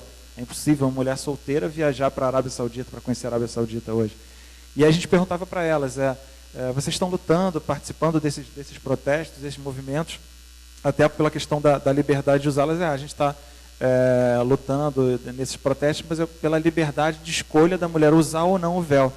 Mas mesmo se eu tivesse a liberdade de escolha, eu ia continuar usando. É um traço da minha cultura, é uma resposta a um outro tempo antigo daqui, que as pessoas não usavam véu, mas que a situação era muito pior do país do que a gente vive agora. Então, de repente, eu quero que seja possível ter essa liberdade de escolha, mas eu, pessoalmente, ia escolher continuar usando. E aí ela devolveu para a gente, o que vocês acham que, de repente, é degradante para a mulher ter que andar com um véu cobrindo o cabelo? Será que, de repente, isso é degradante, de eu ter que meio que me resguardar e atrair o sexo oposto com a minha conversa, com o meu papo, com a minha inteligência, ou, de repente, é degradante em outros lugares no Ocidente, que a mulher tem que ficar quase pelada, dançando na boquinha da garrafa, para atrair o sexo oposto, quase como uma mulher objeto, sabe? O que é mais degradante para a mulher, né? Enfim, na verdade, de repente, nenhum nem outro, né? Aquela história, não tem tudo nem preto nem branco, de repente, o caminho está entre os dois. Não, a gente acaba trazendo assim, a gente naturalmente cria esse estereotipa, né, as coisas. Né? Então, no Afeganistão também teve uma passagem que foi muito curiosa, assim, que eu gosto sempre de comentar, que não estou dizendo se ela é certa ou se é errada, se ela é minha conclusão, é ponto de vista de quem está falando. A gente foi para lá, né, e a gente, obviamente, com razão aqui, critica a invasão dos Estados Unidos e tal. A gente sabe que tem motivos escusos por trás, isso todo mundo sabe. E a gente queria ouvir isso dos afegãos. Óbvio que a gente queria botar no programa isso, né? A gente foi para botar no programa isso, né? Assim, já super preconceito. Não dá para botar o que a gente acha, né? Porque imagina, a gente está daqui, quem somos nós para virar e falar que essa é a conclusão? Não, vamos conhecer vários afegãos e todos eles vão falar isso. Cara, 99,9% dos afegãos que a gente conversou não queriam nem que os Estados Unidos saíssem de lá naquele momento, porque a situação anterior era tão pior, né, com o Talibã, que para eles aquela situação atual era muito melhor. Então assim, a gente não conseguiu que alguém falasse que a situação era muito pior. O Talibã é pior que o Bush, é isso? Pois é. Incrível que pareça. E eles contaram para a gente que o Afeganistão, especificamente, é um país que está... Um cara adulto lá, um afegão adulto normal, não sabe o que é viver sem guerra. Né? Ele viveu no Afeganistão em guerra contra os talibãs, em guerra contra os soviéticos, em guerra contra os Estados Unidos. Então, é uma região, um lugar que, infelizmente, convive com a violência de sectária e outros tipos de violência. Então, o que eles falavam para a gente é isso, de repente precisa de uma força maior aqui para conter essas forças menores que vivem se degladiando. Então, imagina, né? Para a gente foi... a gente ficou assim, vou falar o quê, né? Pois é, né? E acho que assim, e talvez acho que o nosso background ajude muito, né? A gente não vai com a pretensão de trazer uma matéria jornalística. Nós somos 4 curiosos, né? E que pela carreira que a gente escolheu lá atrás, né, já fazia parte do nosso interesse, essa coisa por geopolítica, e aí acabou sendo a consequência, acabou sendo a maneira que a gente encontrou de todas as outras que existem hoje nesse mundo, em que a gente tem milhões de possibilidades, né, de fazer uma mínima diferença. Né? Você tem Twitter, tem Facebook, tem Instagram, você tem, assim, o que não falta é lugar para se... Nunca foi tão fácil pensar fora da caixa. Né? A gente nunca teve tantos meios para tentar fazer uma mínima diferença, que seja com os amigos próximos, que seja a maneira que seja. Essa foi a nossa, né? Que naquele momento foi a que a gente encontrou, né? Uniu o fato da gente estar começando a filmar, estar começando e já de gostar muito de documentários, e acabou calhando tudo e conspirando para que essa fosse a nossa maneira de tentar ajudar, de tentar mostrar um pouquinho que as coisas não são preto no branco mesmo. Deixa eu fazer uma pequena observação e uma pergunta para vocês.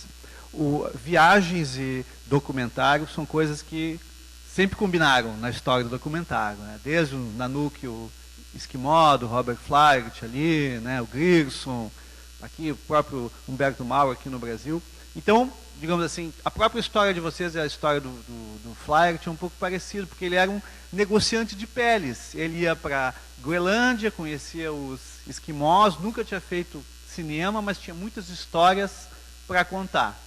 E o cara, para que ele vendia as peles em Paris, que convenceu ele a fazer um filme. Então ele foi lá, fez um filme, fez tudo errado, perdeu todo o filme, teve que filmar de novo, com a ajuda dos esquimós, e esse filme foi o primeiro documentário de sucesso mundial, o primeiro longa lançado em circuito comercial. Ele não sabia nada de cinema. Quando ele viu aquele sucesso, resolveu, bom, vou fazer isso o resto da vida.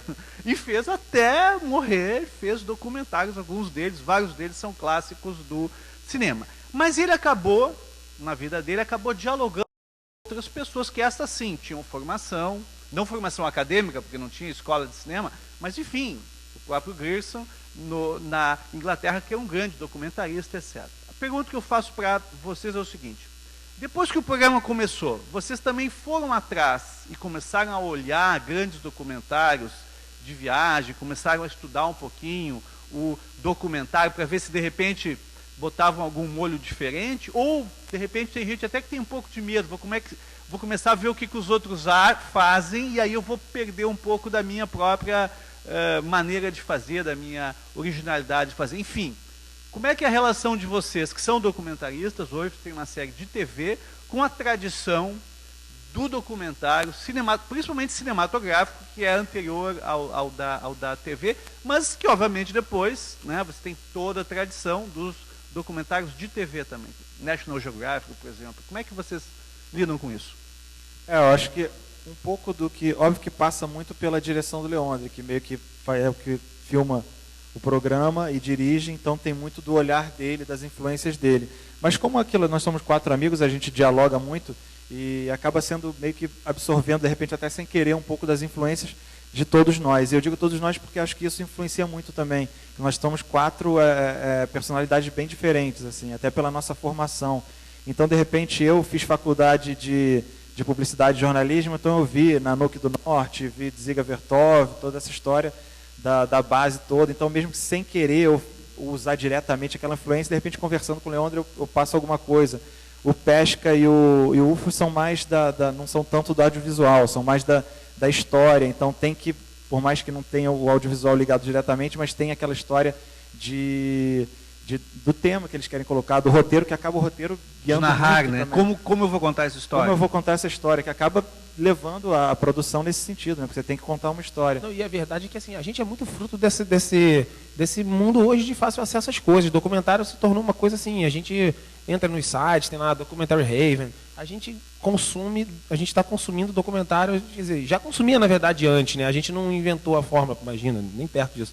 Eu acho que o que foi legal, assim, o que a gente conseguiu, que pra gente, quando a gente fez a nossa primeira viagem, o que a gente achava que ia ser impossível viver de documentário. Porque, imagina, dos documentários acabando na televisão, né? O GNT já não tinha mais. Né? Você via alguma coisa de documentário esportivo, mas em regra a gente fala assim, como é que a gente vai viver disso? Porque aquela nossa incursão tentativa de incursão pelo cinema, ele já falou, é mais para ser exibição. Mas o cara enganou vocês, porque não tem esse negócio do vídeo ser tão ruim que não pode ir para a tela grande. O cara enganou vocês. Qualquer coisa vai para a tela grande. Não, é verdade. Pô, depois do Dogma 95, cara... É verdade. Na verdade, o que aconteceu... O Wittenberg fez um filme com uma VX-1000 da Sony, cara. E o filme é maravilhoso. Vocês foram enganados. Não, é porque na verdade não é que a gente foi enganado. É que eu simplifico a história para dizer o seguinte, a gente teria que fazer um investimento para mexer a nossa velocidade. Não tinha dinheiro, aí é outra coisa. De 29,97 para 24 e geralmente fazer o upconvert. Aí custa acabou dinheiro. Que se optou por, assim, não vamos investir isso, porque assim, não vai dar retorno. E aí a gente pensou assim, não vamos conseguir viver de documentário. Precisamos botar isso na televisão, que é onde está o dinheiro. A gente achava que estivesse lá, também não está. Mas está lá. Continua está lá. Quem souber onde está.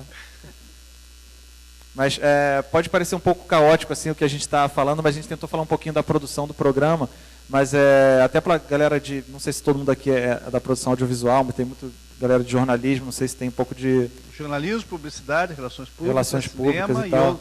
E coisas mas, enfim, parecidas.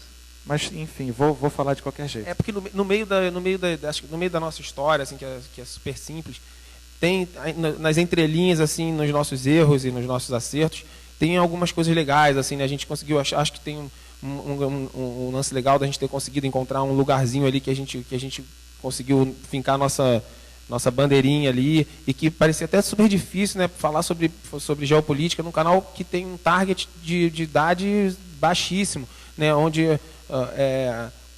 um público que se dispersa muito facilmente, né? Como é que você vai conseguir fazer essa galera voltar a assistir documentário, né? Então a gente estava pensando em formas, em formatos, e aí isso foi competindo com o horário do futebol, né? Que a gente quarta-feira às 10 horas da noite é um horário cruel pra gente também. E os nossos erros mesmo essa história de bater na porta do canal errado, né? De chegar lá na frente de um gerente e dizer que a gente vai fazer e que tem dinheiro. Pô, depois a gente quase colocou tudo a perder, quase comprometeu parte da nossa vida para pagar uma dívida, se desse errado, né? A gente foi aprendendo muito com essa história, assim, com essa nossa vontade, né? Com esse nosso projeto de vida mesmo, porque nunca foi um programa de TV só para a gente, né? No momento que ele passar a ser um programa de TV só e que isso virar uma obrigação para a gente, acho que vai perder toda a mágica que tem para a gente, né, entre 4 amigos viajar. No momento que a gente ficar assim, putz, vamos ter que viajar de novo,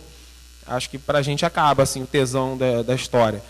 Ele é um projeto de vida mesmo. A gente queria muito fazer aquilo e a gente ia fazer. A verdade é que a gente ia fazer o Multishow entrasse ou não, né? Ele entrando facilitou muito a nossa vida porque eles são super parceiros, né? O próprio gerente do Multishow hoje, o Christian Machado, ele é fanzaço do programa, a gente senta para conversar com ele, o cara dá dicas e quer participar. Que até em algumas viagens, outras vezes ele fala, não, essa acho que eu vou com vocês, vamos embora. A gente queria fazer uma viagem as Malvinas Antárticas, ele queria muito. As Malvinas Antárticas, mas só que pegou fogo na base e aí ele acabou não indo. Mas imagina... Pegou fogo na base, não foi a nossa produtora, Base 1 não, gente, foi na base da Antártica lá, que pegou a base brasileira mesmo, pegou fogo. E aí a gente conseguiu ir. Então, assim, a gente conseguiu desenvolver um relacionamento com o canal, por ter conseguido fazer alguma coisa que foi um pouquinho diferente, ter visto um gapzinho ali, talvez que tivesse na produção nacional, dentro do Multishow ali, e a gente acabou sentando ali que não tiraram mais a gente. Está todo mundo bem entusiasmado entre os produtores audiovisuais com a nova lei da TV por assinatura, que teoricamente vai abrir o mercado, eles vão comprar mais produção independente brasileira. Vocês que estão circulando nesse meio, realmente isso vai acontecer? Vocês estão esperançosos também? Seguinte, como eu falei hoje, por causa dessa relação muito boa que a gente criou com a Globosat em geral, eu fui chamado para coordenar um canal novo chamado Canal Off, que é um canal de ação, aventura e natureza. Eu conheço e é sensacional. Vocês conhecem? Em HD tem que ver, né? Isso. Preferência em HD. Hoje eu sou o coordenador de produção artística lá. Então, imagina só, hoje, tipo assim, quando a gente chegou lá e falou com aquele cara que comprou o nosso projeto, hoje eu estou nessa posição. Então, o que acontece? Eu estou vivendo hoje, diariamente, tá, a lei nova de TV a cabo. E o fato de eu ter sido advogado, de ter me formado em direito, me deu um background melhor ainda para lidar com essa situação. Então, o que eu digo para vocês é o seguinte: a gente vai viver o melhor momento da produção para a TV a cabo no Brasil, sem dúvida nenhuma. E hoje, conversando com o pessoal aqui na faculdade, né, eu fiquei tentando descobrir como é que seria a fórmula, como é que se rompe a barreira, tá, geográfica entre Rio Grande do Sul e Rio de Janeiro, tá, para que a gente possa receber mais projetos de vocês. A Globosat está demandando absurdamente muita produção nacional. A gente tem que cumprir metas que, nesse momento, para a gente, são assim, então elas estão além das nossas possibilidades. A gente precisa de mais parceiros. A gente precisa formar novos parceiros que trabalhem alinhados editorialmente com os canais da Globosat. Então, aí a gente conversando hoje com o pessoal, rolou esse papo, né? Eu recebo hoje lá 80% dos projetos é Rio de Janeiro, 19% é São Paulo e 1% dos outros estados. É muito distante, é uma barreira assim.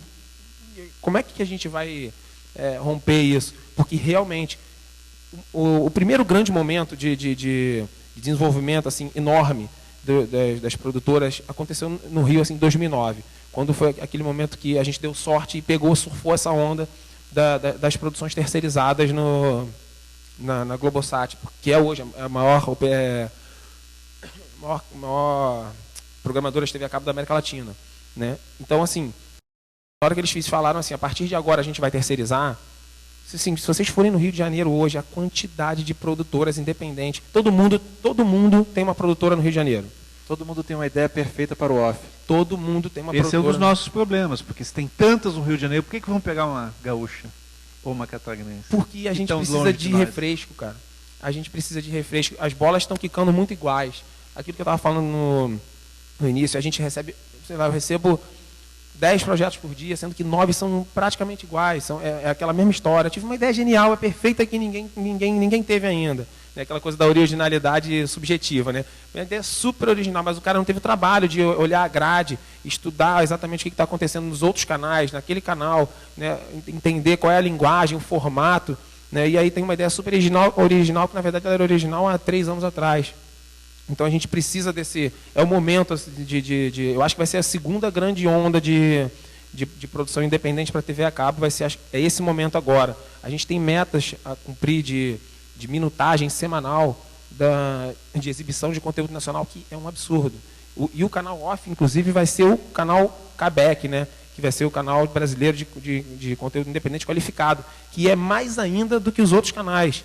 Então, assim, a gente vai ter que transformar uma grade que era 20% nacional e 80% licenciamento internacional numa grade que vai ser 60%, 70% produção nacional e o resto internacional, só para fechar ali o balanço. E vocês têm usado o fundo setorial audiovisual para alavancar algumas produções, entrando aí com os 10% que tem que entrar? Então, em regra, né, a política que a gente tinha antes era de não usar, porque os direitos comerciais da obra teriam que ficar com o produtor. E a política nossa de produção é produzir e ser nossa, tanto que a gente terceirizava as produções. Agora, assim, está um momento em que a gente mesmo lá dentro está discutindo assim, como é que vai ser essa história agora? Será que vai usar? Assim, ainda está nebuloso, a verdade é essa. Ninguém sabe muito bem, né? A gente ainda está... O jurídico da Globosat está parado. A gente está em reuniões e discussões para saber o que vai acontecer. A única coisa que a gente sabe é o seguinte, a gente vai precisar de parceiros. E a gente já está atrás. Vamos jantar depois.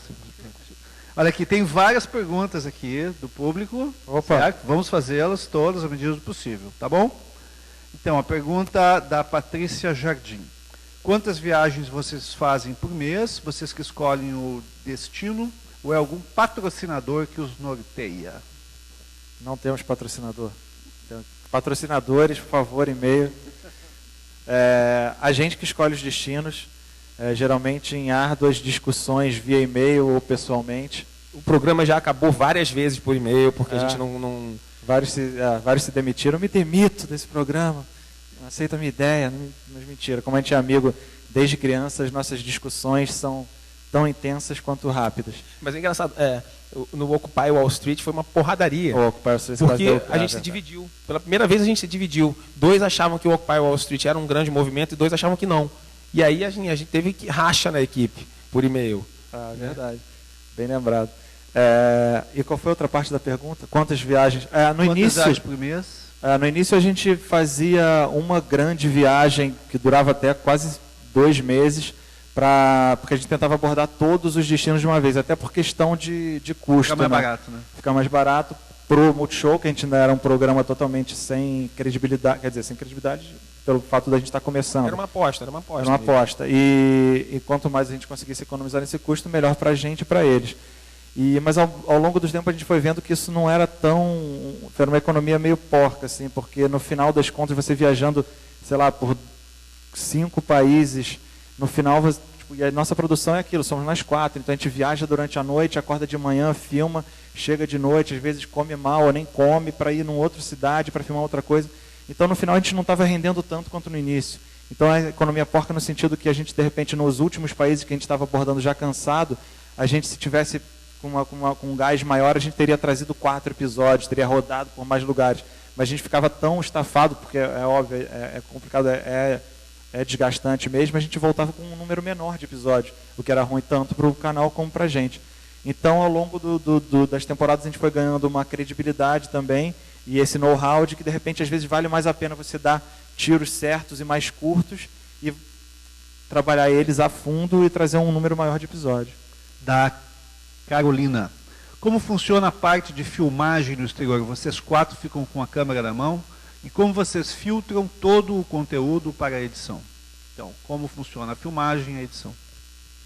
Quem filma, sou eu que filmo, né, quase todo o conteúdo, só quando eu falo, e aí justamente eu falo para a gente ter essa cara de que são 4 amigos viajando, eu normalmente dou a câmera para o Fran, assim, mas isso é o quê?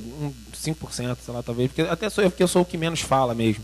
Mas funciona assim, a gente é que filma mesmo, a gente leva uma câmera, em regra tem que ser uma câmera discreta. É o que menos fala no programa, como vocês podem ver.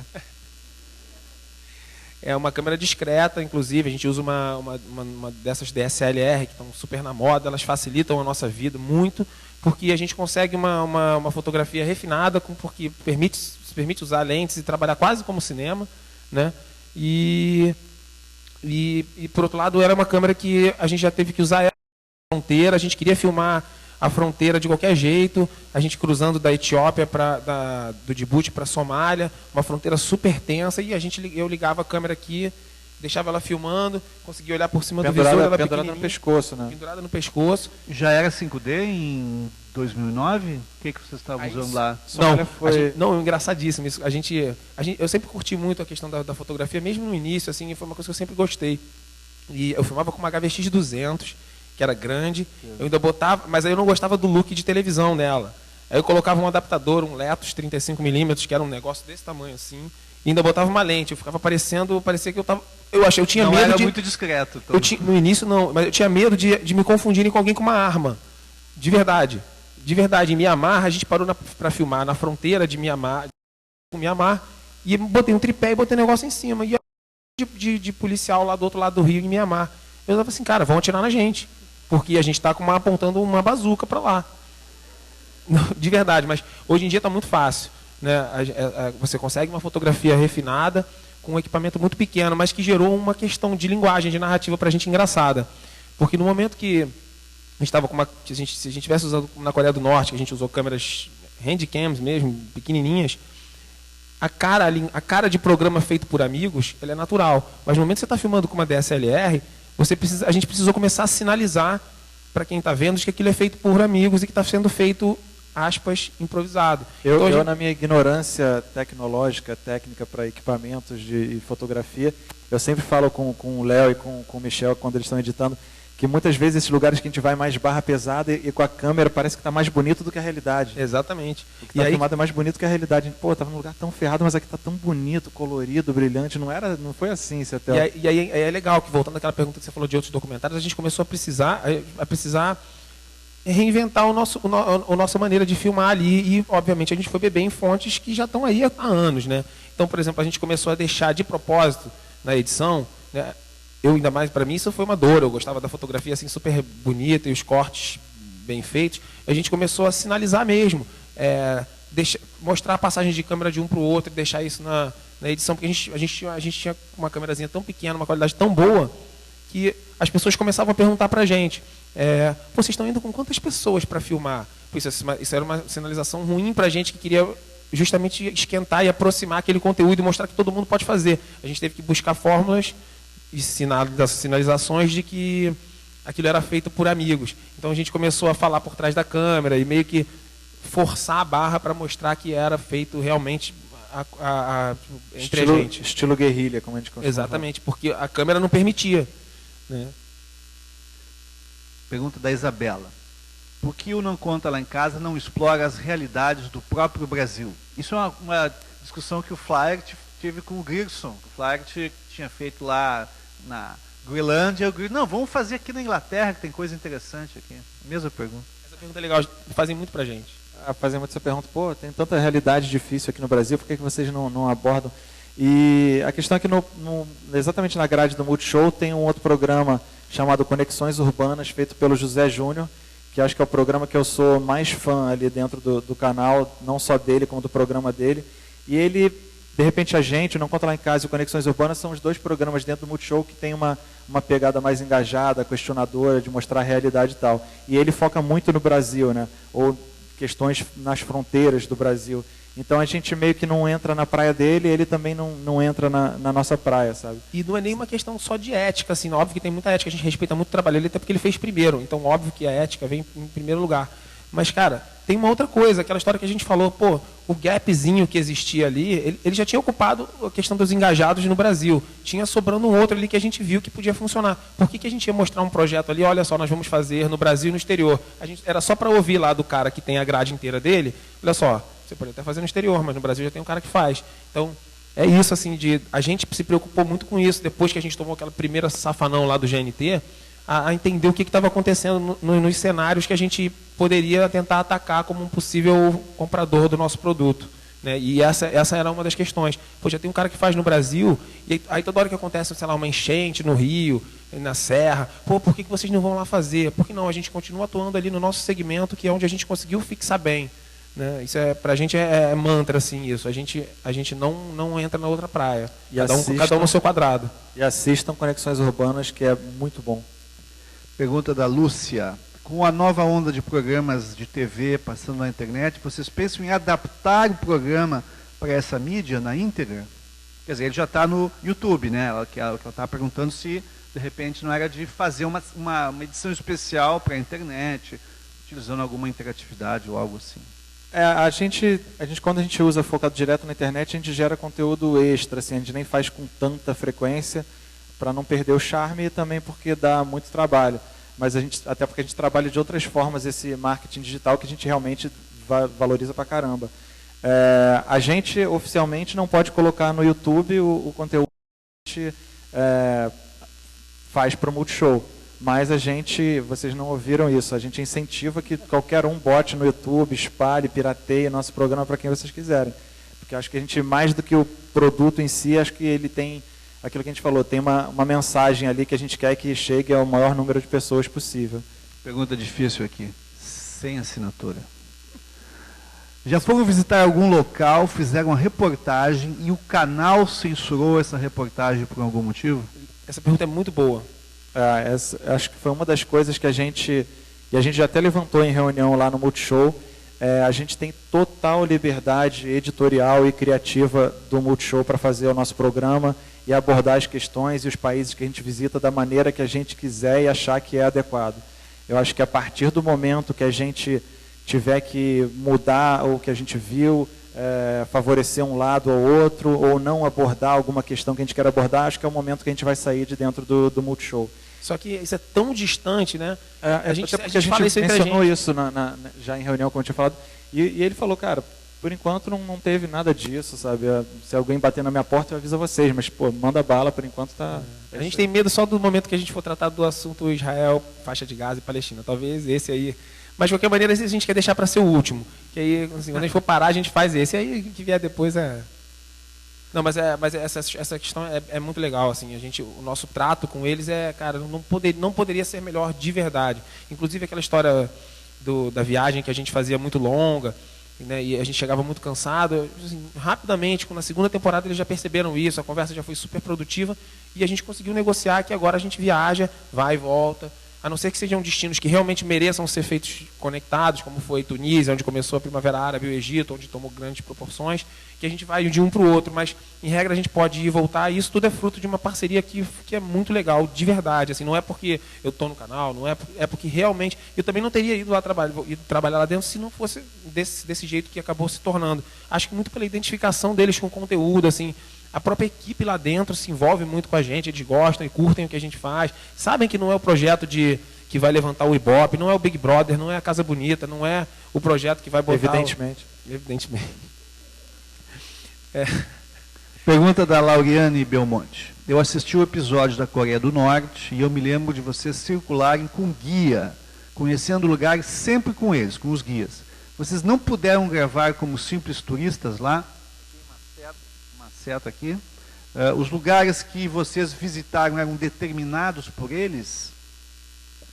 A gente quis registrar, desde o início a gente sabia que a viagem para a Coreia do Norte ia ser bem peculiar, né? Primeiro de tudo que você recebe um manual de, sei lá, dessa grossura aqui, de tudo que você não pode fazer e não deve fazer dentro da Coreia do Norte. que vai desde não usar camiseta com dizeres americanos até você não levar câmeras com lentes superiores a 50 milímetros. 50 milímetros e tal. Então a gente sabia que se a gente ia ter que fazer, ia ter que ser escondido e com câmeras tipo handcamzinha, Sony Cybershot, dessas bem toscas. E foi o que a gente se propôs fazer, era registrar como é uma viagem de turismo à Coreia do Norte. Coisa que por si só já era algo inédito, né? E mais, o fato de você ir para a Coreia do Norte e como turista e ter um guia com você o tempo inteiro já diz muito sobre o país. Pois né? é, a própria forma peculiar de fazer turismo na Coreia do Norte era o que a gente queria registrar. E porque é peculiar mesmo, desde esse fato de que o tempo todo você é acompanhado por 2 guias turísticos. Um que é uma guia bonitinha, fala inglês fluente, conta a história dos lugares. E o outro, essa guia é bem bonitinho mesmo, eu bonitinho. lembro dela.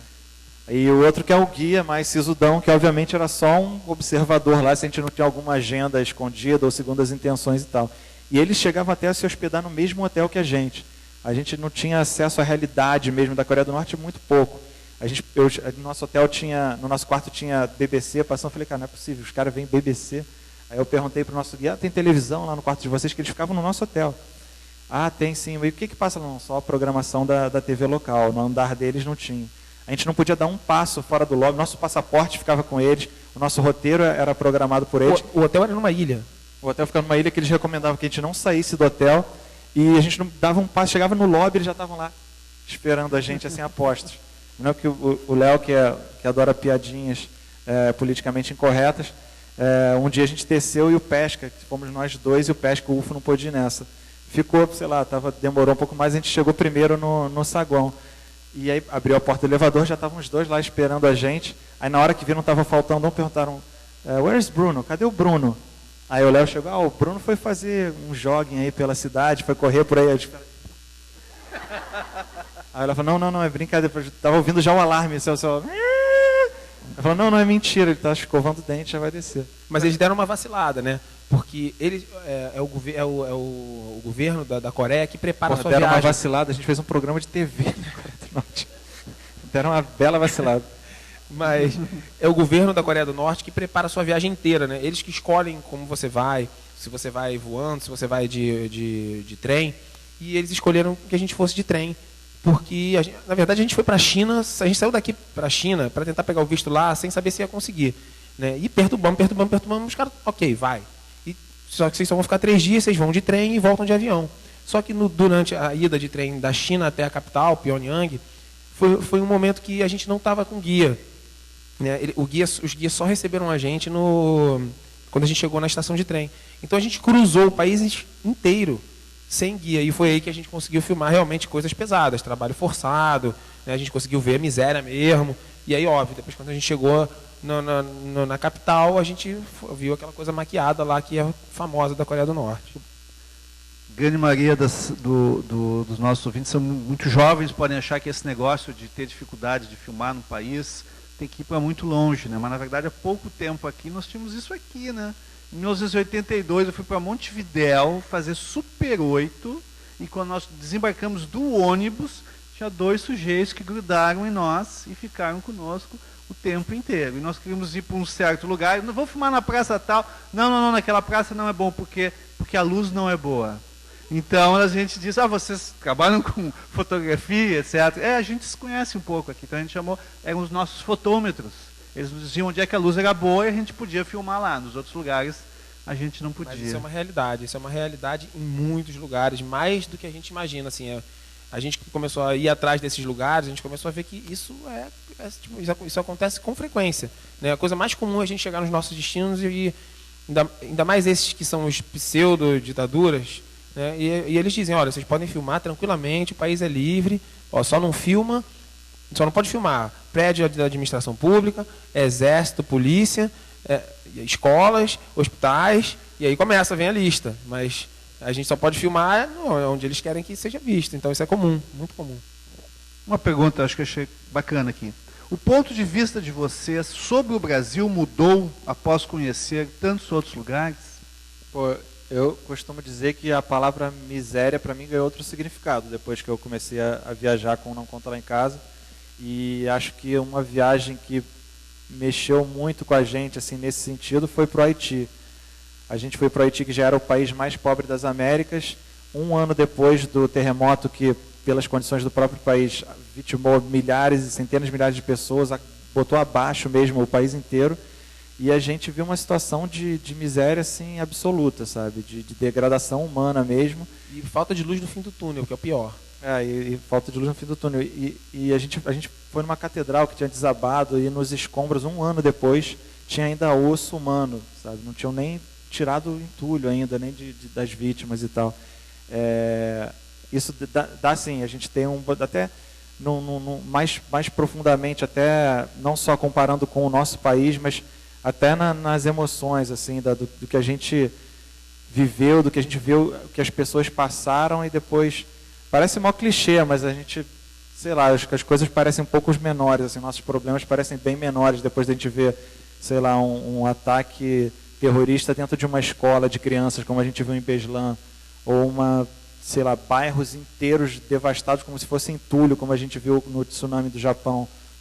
Você imagina, sei lá, aqueles bairros devastados, você imagina barraquinhos, né, casas de alvenaria que a onda levou, não, eram lugares como shopping center, McDonald's, cinema, hospital, que viraram farelo, sabe? E a gente via pessoas que perderam tudo da vida, não só casa, roupa, o lugar onde trabalhavam, até a escola dos filhos que foi invadida pelo terremoto, derrubou, e as ondas invadiram.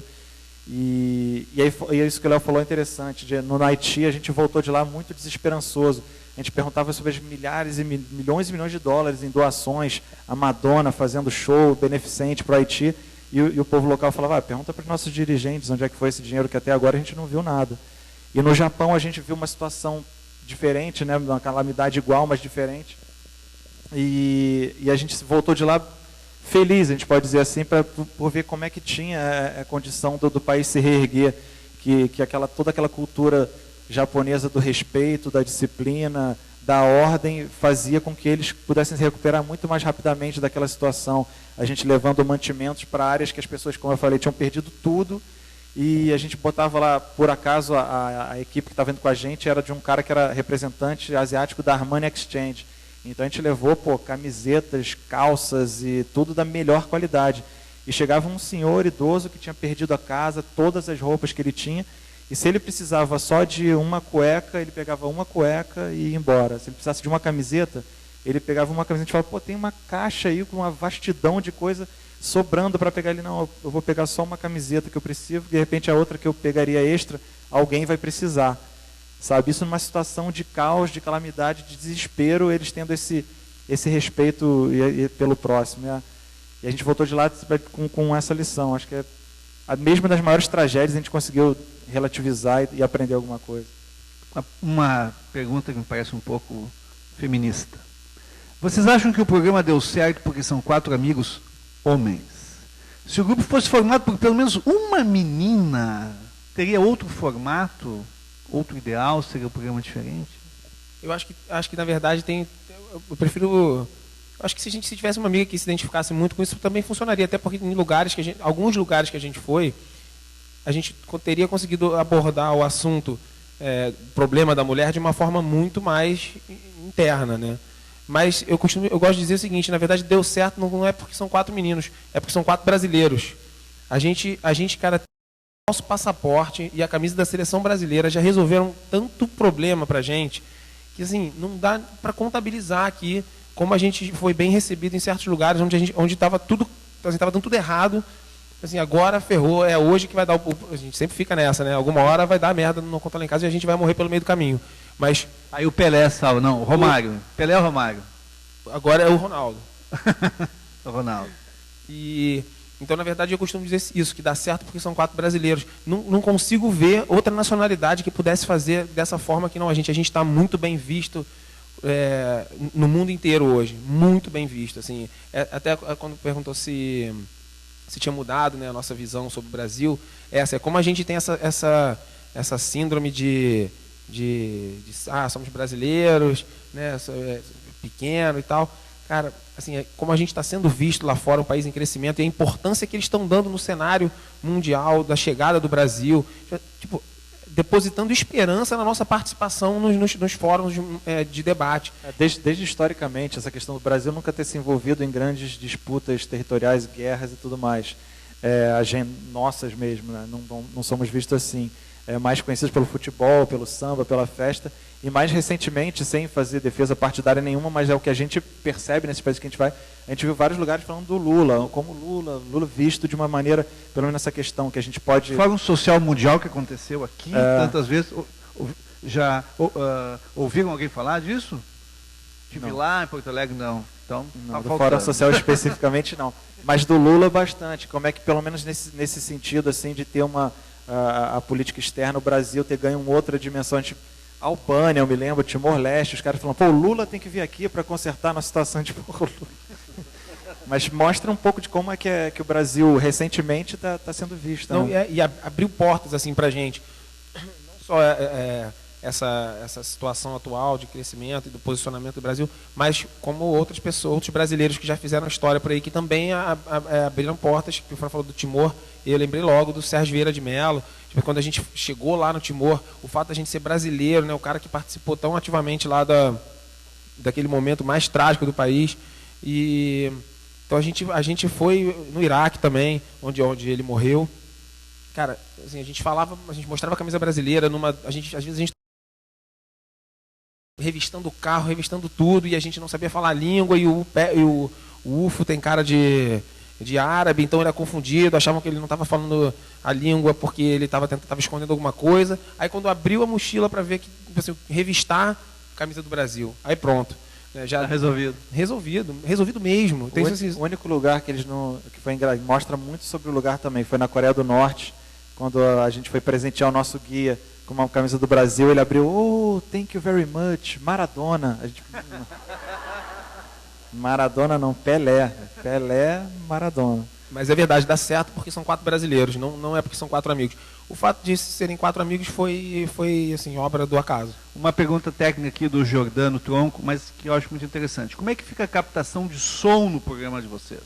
Vocês utilizam algum tipo de acessório na câmera? Porque a gente sabe, às vezes é mais fácil fazer uma boa imagem do que o bom som. E vocês têm que conversar. Vocês trabalham na pós também, tem que dar uma limpadinha no som, aquelas mágicas de filtros, etc. Não, é o seguinte, na verdade, é a grande frustração do nosso projeto, de verdade.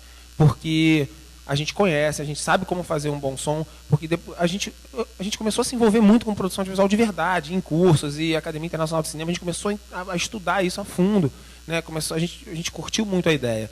Só que o que acontece no nosso programa? A gente chegar com uma câmera filmadora, é mole da gente virar e dizer que a gente está filmando, é turista, não sabia, desculpa. Agora o microfone. Se você chegar num país ou numa fronteira de um país numa ditadura ou de um país saído de guerra, significa assim, com um microfone na mão ou com um lapela no corpo, você está dizendo assim, você está dando essa mensagem que eu quero ouvir o que as pessoas têm a dizer. E isso em determinados lugares não cai bem e poderia ter colocado a gente em situações delicadas, como já aconteceu. Então, acaba que assim... Deixa de ser um microfone e passa a ser uma escuta, né? Passa a ser uma escuta. Né? Assim, por que você quer ouvir das pessoas daqui? É muito fácil pegar uma fotográfica e dizer assim, não, a gente está aqui, desculpa, não sabia, vamos parar. E foi. Agora, se você está com um então, microfone... quando vocês entrevistam, como é que faz? Botam hoje não, a gente lapela ou vai não, a gente tem usado um direcional pequeno, super simples, discreto, que não é o que a gente gostaria de usar, mesmo assim, porque por essa razão, né, para que ele pareça tem aí o tem exatamente o que a gente usa aí. Vou mostrar então. Aí. É pequenininho, fica discreto. É exatamente esse aqui que a gente filma. Então, esse é o equipamento básico esse é o equipamento de vocês completo hoje. do Não Controla em Casa. Isso aqui. Sem tripé. Infelizmente, tá? Infelizmente.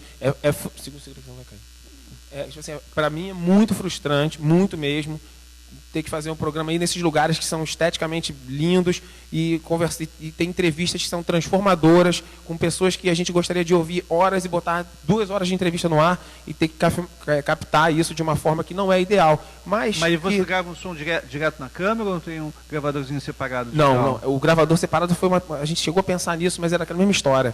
Se pegarem a gente com um gravador, não vai ser legal. Então, a gente acaba tendo que fazer um tratamento. A gente tenta gravar a melhor forma possível, sendo assim, o menos extravagante possível. A 5D nova agora grava melhor o som, né? Sim. E tu pode monitorar. Sim, exatamente. Isso para a gente vai ser muito legal. Mas a gente acaba tendo que dar uma tratada na pós, mas saibam que se vocês assistirem e acharem um áudio ruim, a gente lá está se mordendo e querendo se matar pelo áudio, que a gente gostaria de ter feito melhor. Mas teria colocado a gente em risco. Então, a gente, na hora de pesar na balança, a gente opta pela segurança. Hoje em dia, qual é o sonho de vocês, da Gabi? Deve ser o sonho audiovisual, o sonho de produção, eu ia falar imagino eu, né? Botafogo ser campeão brasileiro. Cuidado, cuidado. Meu sonho em relação ao programa... Leandro, comece você, por favor. Difícil, cara. Não, na verdade tem. Eu gostaria, assim, eu quero muito fazer... eu gostaria muito de fazer um Não Conta Lá em Casa, Não Conta Lá em Gaza, na faixa de Gaza. Eu gostaria muito de fazer um programa de Israel e faixa de Gaza, que eu acho que é a maior questão hoje, que não só hoje, né? Há muitos anos, é a grande questão da humanidade, assim, dos grandes problemas entre países. Acho que eu gostaria muito de fazer esse programa de Israel, faixa de Gaza, Cisjordânia. Eu acho que é, sei lá, a longevidade do programa, a gente poder continuar descobrindo todas essas questões e conflitos e desastres ambientais, para a gente continuar descobrindo, mostrando e tentando colaborar da maneira que a gente tenta fazer, que isso possa ser uma coisa natural e duradoura. Pergunta da Gabriela Oliveira, eu vou mudar um pouquinho. Ela diz assim, ó, o que foi decisivo para chamar realmente a atenção do canal? Um vídeo piloto, vocês já disseram que fizeram o indo.doc, etc. O que vocês sugeririam para alguém que quer apresentar hoje um programa? Dá para apresentar só no papel e umas fotos, ou é melhor já chegar lá com um piloto, com um demo? Qual é a melhor maneira? Cara, é o seguinte, eu acho que não tem fórmula, tá? Mas tem alguns pontos, assim, que inclusive a gente vai falar mais a fundo sobre esses pontos amanhã na oficina, né, que eu costumo dizer, assim, para um projeto ser vencedor. O primeiro é aquele que a gente falou, e que na verdade foram coisas que a gente foi aprendendo ao longo da nossa história, né, do Não Conta. Uma é alinhamento editorial ao canal. O cara que recebe o projeto precisa olhar para aquele projeto e falar assim, isso cabe aqui dentro. Às 11 da noite ou às 9 da manhã. Exatamente. Isso precisa ser. A primeira coisa que o cara precisa olhar é isso. A segunda que o cara precisa olhar é a seguinte: ele precisa ser viável financeiramente, ele precisa ser realizável, né? Ele precisa estar condizente com os custos da TV a cabo. E a maioria das pessoas não tem noção de que as produções não são produções caras. Se produz com muito pouco, porque hoje em dia é muito fácil produzir. Olha como a gente produz, tudo bem. Nem tudo dá para ser produzido daquele jeito. Dramaturgia não dá, mas tem que estar de acordo com os valores produzidos, os valores praticados no mercado. Isso é importante, né? Outra coisa que é muito importante, que a gente também acabou falando, que é a originalidade objetiva. Conseguir olhar para uma grade e falar assim, cara, não fizeram isso aqui ainda. Isso te coloca na frente de todo mundo, inclusive várias vezes. Cara, quem trabalha com TV, em regra, trabalha porque ama aquilo que faz. Cara, não escolheu aquilo porque os pais obrigaram. Então, assim, quando vem um projeto original, cara, não tem como. Tipo, porra, o olho vai brilhar. Assim, se não for tão viável financeiramente, vai tentar dar um jeito de fazer aquilo acontecer. Você acaba passando, assim, a minha segunda regra, que é a viabilidade financeira, se for um projeto muito original, se realmente trouxer uma coisa nova para a televisão. Porque quem está ali por trás gosta muito disso, né? Por vocês que estão trabalhando nisso, tenho certeza que vocês não foi o pai de vocês que obrigou vocês a trabalhar com audiovisual. É porque, de alguma forma, isso apaixonou vocês em algum momento. E, cara, a última coisa que eu coloco assim nessa lista é isso, é tentar fazer de uma forma que fique sempre verdadeira, que não force a barra para fazer um conteúdo que você não entenda, ou que, sabe, acho que essa também talvez tenha sido nosso maior gol, assim, nossa maior vitória foi a gente estar fazendo o que realmente a gente gostava de fazer. A gente só não sabia como formatar aquilo e empurrar, mas acho que são os... Tem uma pergunta aqui que também vamos mudar um pouquinho. A pergunta original é: como vocês analisam a cobertura jornalística das eleições e do mensalão? Eu acho que vocês podiam falar mais sobre, se quiserem falar sobre isso, falam. O jornalismo que é feito hoje na grande imprensa, na TV aberta, ou os programas eventualmente parecidos com o que vocês fazem na TV por assinatura e o que rola na TV aberta, que é assistida por muito mais gente, né? Tem um gap muito grande, aí a criatividade está na TV por assinatura e a TV aberta ela é muito careta. Como é que vocês veem isso? Eu acho que cada vez mais essa diferença está, até pelas condições e situação econômica e social do país, essa diferença entre um e outro está se aproximando. E em termos de criatividade no jornalismo, pelo menos televisivo, eu vejo muita coisa nova surgindo. Assim, se você ligar o Globo News, a própria Globo News hoje e lembrar como é que ela era no início, sabe, que era um formato bem mais quadradão, eu acho que as coisas...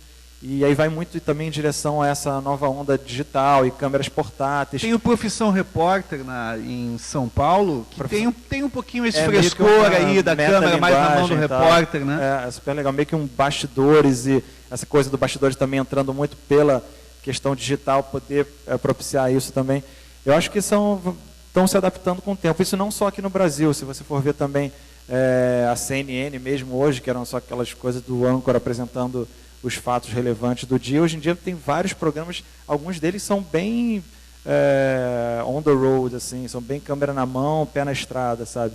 Eu acho que umas coisas que antigamente seriam consideradas totalmente fora do padrão Globo, padrão BBC, hoje em dia tem está muito mais flexível isso, o que é interessante, eu acho que torna mais atrativo e que foi um dos grandes achados nossos, que era passar informações pesadas, pelo menos para o público jovem, assim, de uma maneira suave, leve e interessante. E que funciona agora, mas talvez daqui a pouco não funcione mais. Assim, são formatos. Cada um funciona para o seu público, para o local em que está sendo exibido, né?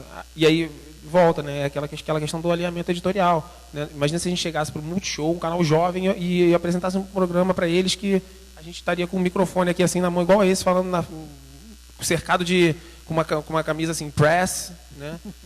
Não caberia naquele formato, mas talvez se a gente levasse isso para a Globo, quem sabe. Mas acho que são formatos que funcionam e que é que nem moda, assim, que é um ciclo, né? Que vai e volta, e aí surge um pouquinho diferente, mas formatos de TV, nem bons nem ruins, são formatos. Pergunta do Manuel. O YouTube é uma boa porta de entrada para a televisão, para os jovens, né? Vocês procuram novos talentos na internet? Cara, tem várias provas aí de que o YouTube é um celeiro assim, de grandes desenvolvedores de conteúdo, né? No Multishow mesmo, esqueci o nome dele, Felipe Neto, que era um cara que tinha milhões de seguidores, e aí transformaram aquilo num programa, mas com certeza é um lugar onde você se coloca à prova, né? Pô, imagina, você coloca aquele vídeo no YouTube, bomba, milhões de seguidores, assim, pô, esse cara conseguiu fazer alguma coisa, de repente não é um formato, mas tem uma personalidade aí, tem sei lá, São veículos completamente diferentes, né? Mas é óbvio que se faz sucesso ali, alguma coisa tem, né? A questão é adaptar. Eu acho que eu estava lendo uma matéria interessante semana passada, que nunca se consumiu tanto televisão, mas fora da televisão. Então as pessoas estão vendo aquele conteúdo televisivo na internet. Então, sei lá, acho que de repente seria mais difícil adaptar a internet para a TV, teria que ter uma adaptação, mas acho que muita coisa que está na TV está indo para a internet e tendo também que fazer a sua adaptaçãozinha, né? Estamos chegando no fim aqui, últimas perguntas. Tem uma bem específica aqui. Como é que funcionou a entrada de vocês nas Malvinas? Como é que foi visitar o lugar com caras que participaram da guerra? A entrada foi complicada porque a gente teve que fazer um passeio de avião pela América do Sul. A gente teve que ir para o Chile, para ir para uma outra cidadezinha no Chile, para ir de lá. Porque não dava para Punta Arenas, para ir de Punta Arenas. Exatamente. Porque não dá para você ir. Volta, é absurdo. A gente foi ainda para Buenos Aires antes, né? Que seria tão simples a gente seguir a viagem, mas não. Aí você tem que dar essa volta toda para ir para o Chile para entrar nas Malvinas. E o fato da gente ter encontrado lá com ex-combatentes foi uma coincidência das mais interessantes e enriquecedoras para o programa até hoje. A gente literalmente deu a sorte de encontrar lá com um grupo de argentinos. Vou contar como é que a gente encontrou eles já rapidinho. A gente tinha ido andar ia até uma praia que se chamava Surf Beach. Surf Bay. Aí os caras, Surf Bay deve ter surf. Pô, Como eu disse, surfistas, né? A gente levou prancha para Malvinas. Aí chegou lá, nenhum, é só pinguins, óbvio. Aí a gente voltou uma caminhada, sei lá, de 2 horas no frio, desgraçado. Aí todo mundo que a gente fazia, pô, carona, dá carona.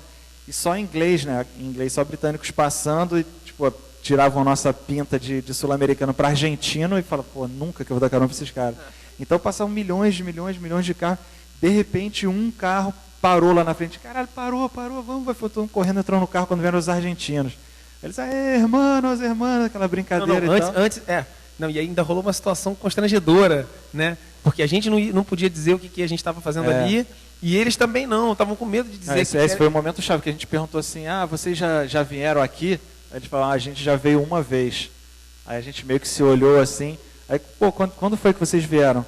Aí eles meio que também se olharam assim e falaram pra gente, pô, a gente veio quantos anos atrás?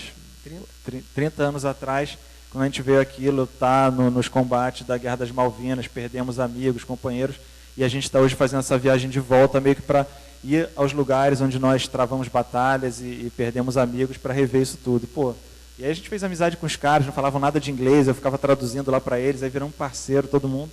E eles, pô, acompanha a gente na nossa viagem, porque vocês traduzem para a gente, já ajuda a gente também.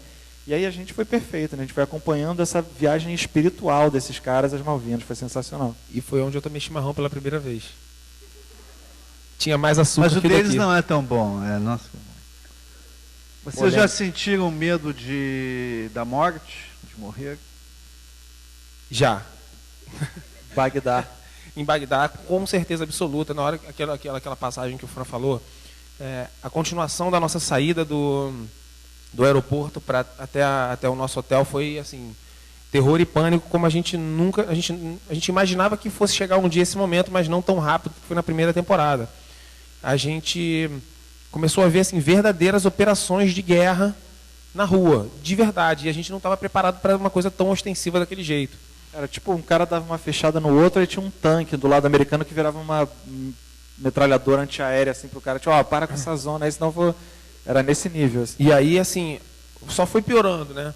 Porque a gente se prepara muito para as viagens, mas para essa a gente não tinha muito acesso às coisas e a gente imaginava que o nosso hotel ficasse dentro da Green Zone, que é aquela zona onde tem uma certa proteção, onde estão as embaixadas, onde estão alguns prédios de agências de notícias e tal. E aí, quando a gente passa pela frente da Green Zone, a gente pergunta para o nosso taxista, que na verdade não era um taxista, foi um cara que a gente arrumou para tirar a gente do aeroporto. Ele virou e falou assim, a gente perguntou, mas a gente não vai entrar aqui na Green Zone? O cara falou assim, não, cara, não tem a menor condição de vocês ficarem aí, eu vou levar vocês para o hotel que é mais para lá. E aí, na hora que a gente chegou no hotel, o hotel já tinha sofrido um atentado antes, foi a primeira coisa que o cara da recepção mostrou para a gente no celular, uma filmagem das câmeras de segurança do atentado. A gente começou, e aí janelas assim atingidas por míssil, assim, e a gente começou a ficar assustado e foi até aí que a gente antecipou a nossa volta. A gente ia ficar uma semana, acabou ficando 3 dias e meio, 4 dias, porque realmente a gente estava com medo.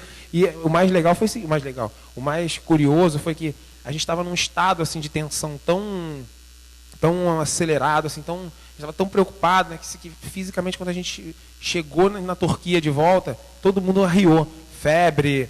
O outro passou mal, assim, você está tão, fisicamente preparado para acontecer alguma coisa naquele momento de alívio, todo mundo caiu doente. Né? Então ali a gente realmente estava com medo de morrer. E quando a gente soube da notícia da bomba, 2 meses depois no nosso hotel, e aí foi realmente, aquele momento era tenso mesmo, a gente não estava de historinha. Até porque a ironia das ironias, quando a gente fez aquele passeio à Babilônia, que eu citei lá, um dos componentes da equipe falou, não, vou ficar no hotel que eu não me sinto seguro em ficar passeando por Bagdá.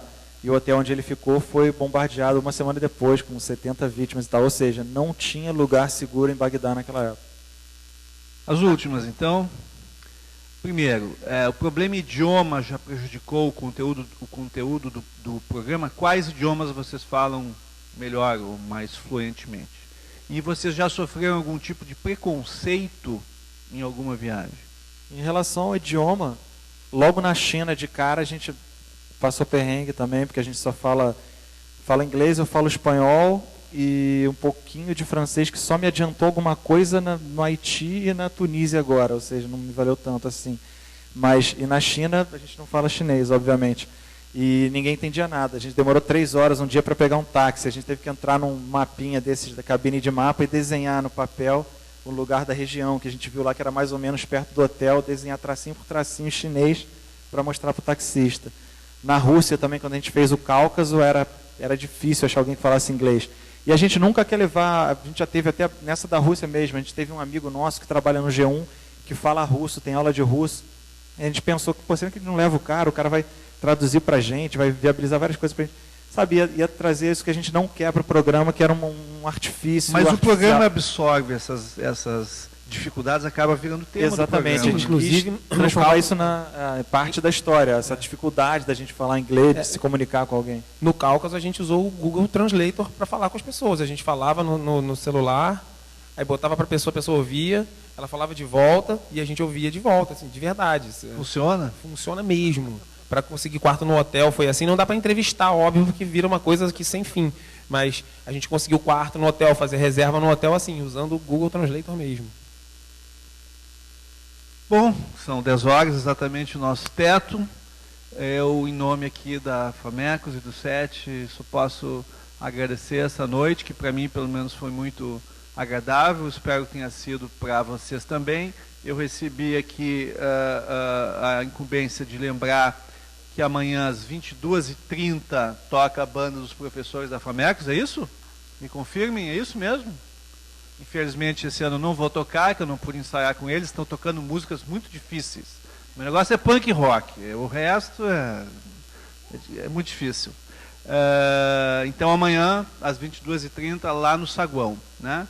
E, enfim, a gente espera que o SET continue sendo esse evento bacana para todo mundo e que vocês voltem aqui para nos falar mais vezes do que vocês estão fazendo na televisão, tá bem? Com o maior prazer, cara. Pra gente foi uma experiência, a gente adora fazer isso aqui e talvez seja um dos maiores prêmios assim que a gente tem, é poder conversar com gente que vai fazer isso também, que vai, sei lá, dividir o mínimo da nossa experiência com as pessoas. A gente gosta de verdade, a gente faz questão de participar quando é convidado. E a maneira como vocês receberam a gente aqui foi inédita pra gente de verdade.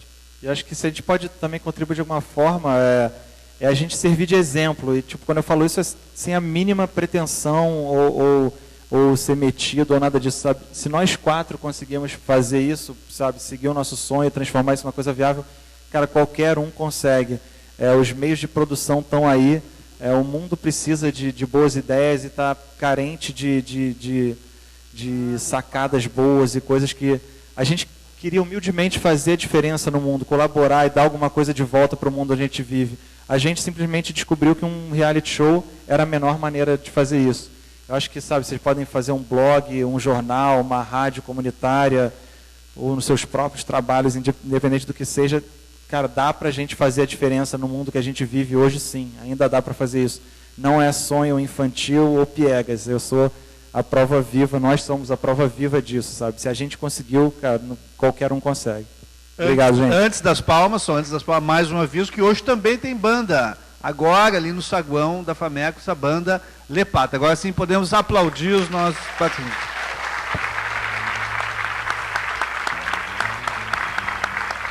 Quem quiser achar a gente, só dá o serviço. Nosso site no Multishow é multishow.com.br/não conta lá em casa. Pode botar Não Conta Lá em Casa no Facebook também, que a gente atualiza direto lá. E a gente está no Twitter também. O meu é Fran on the Road. Eu sei, é ridículo, mas é o que tem. Leandre Campos, Felipe Ufo, Bruno _ Pesca e Michel de Souza, o nosso editor. Uma salva de palmas para encerrar. Nosso editor modelo.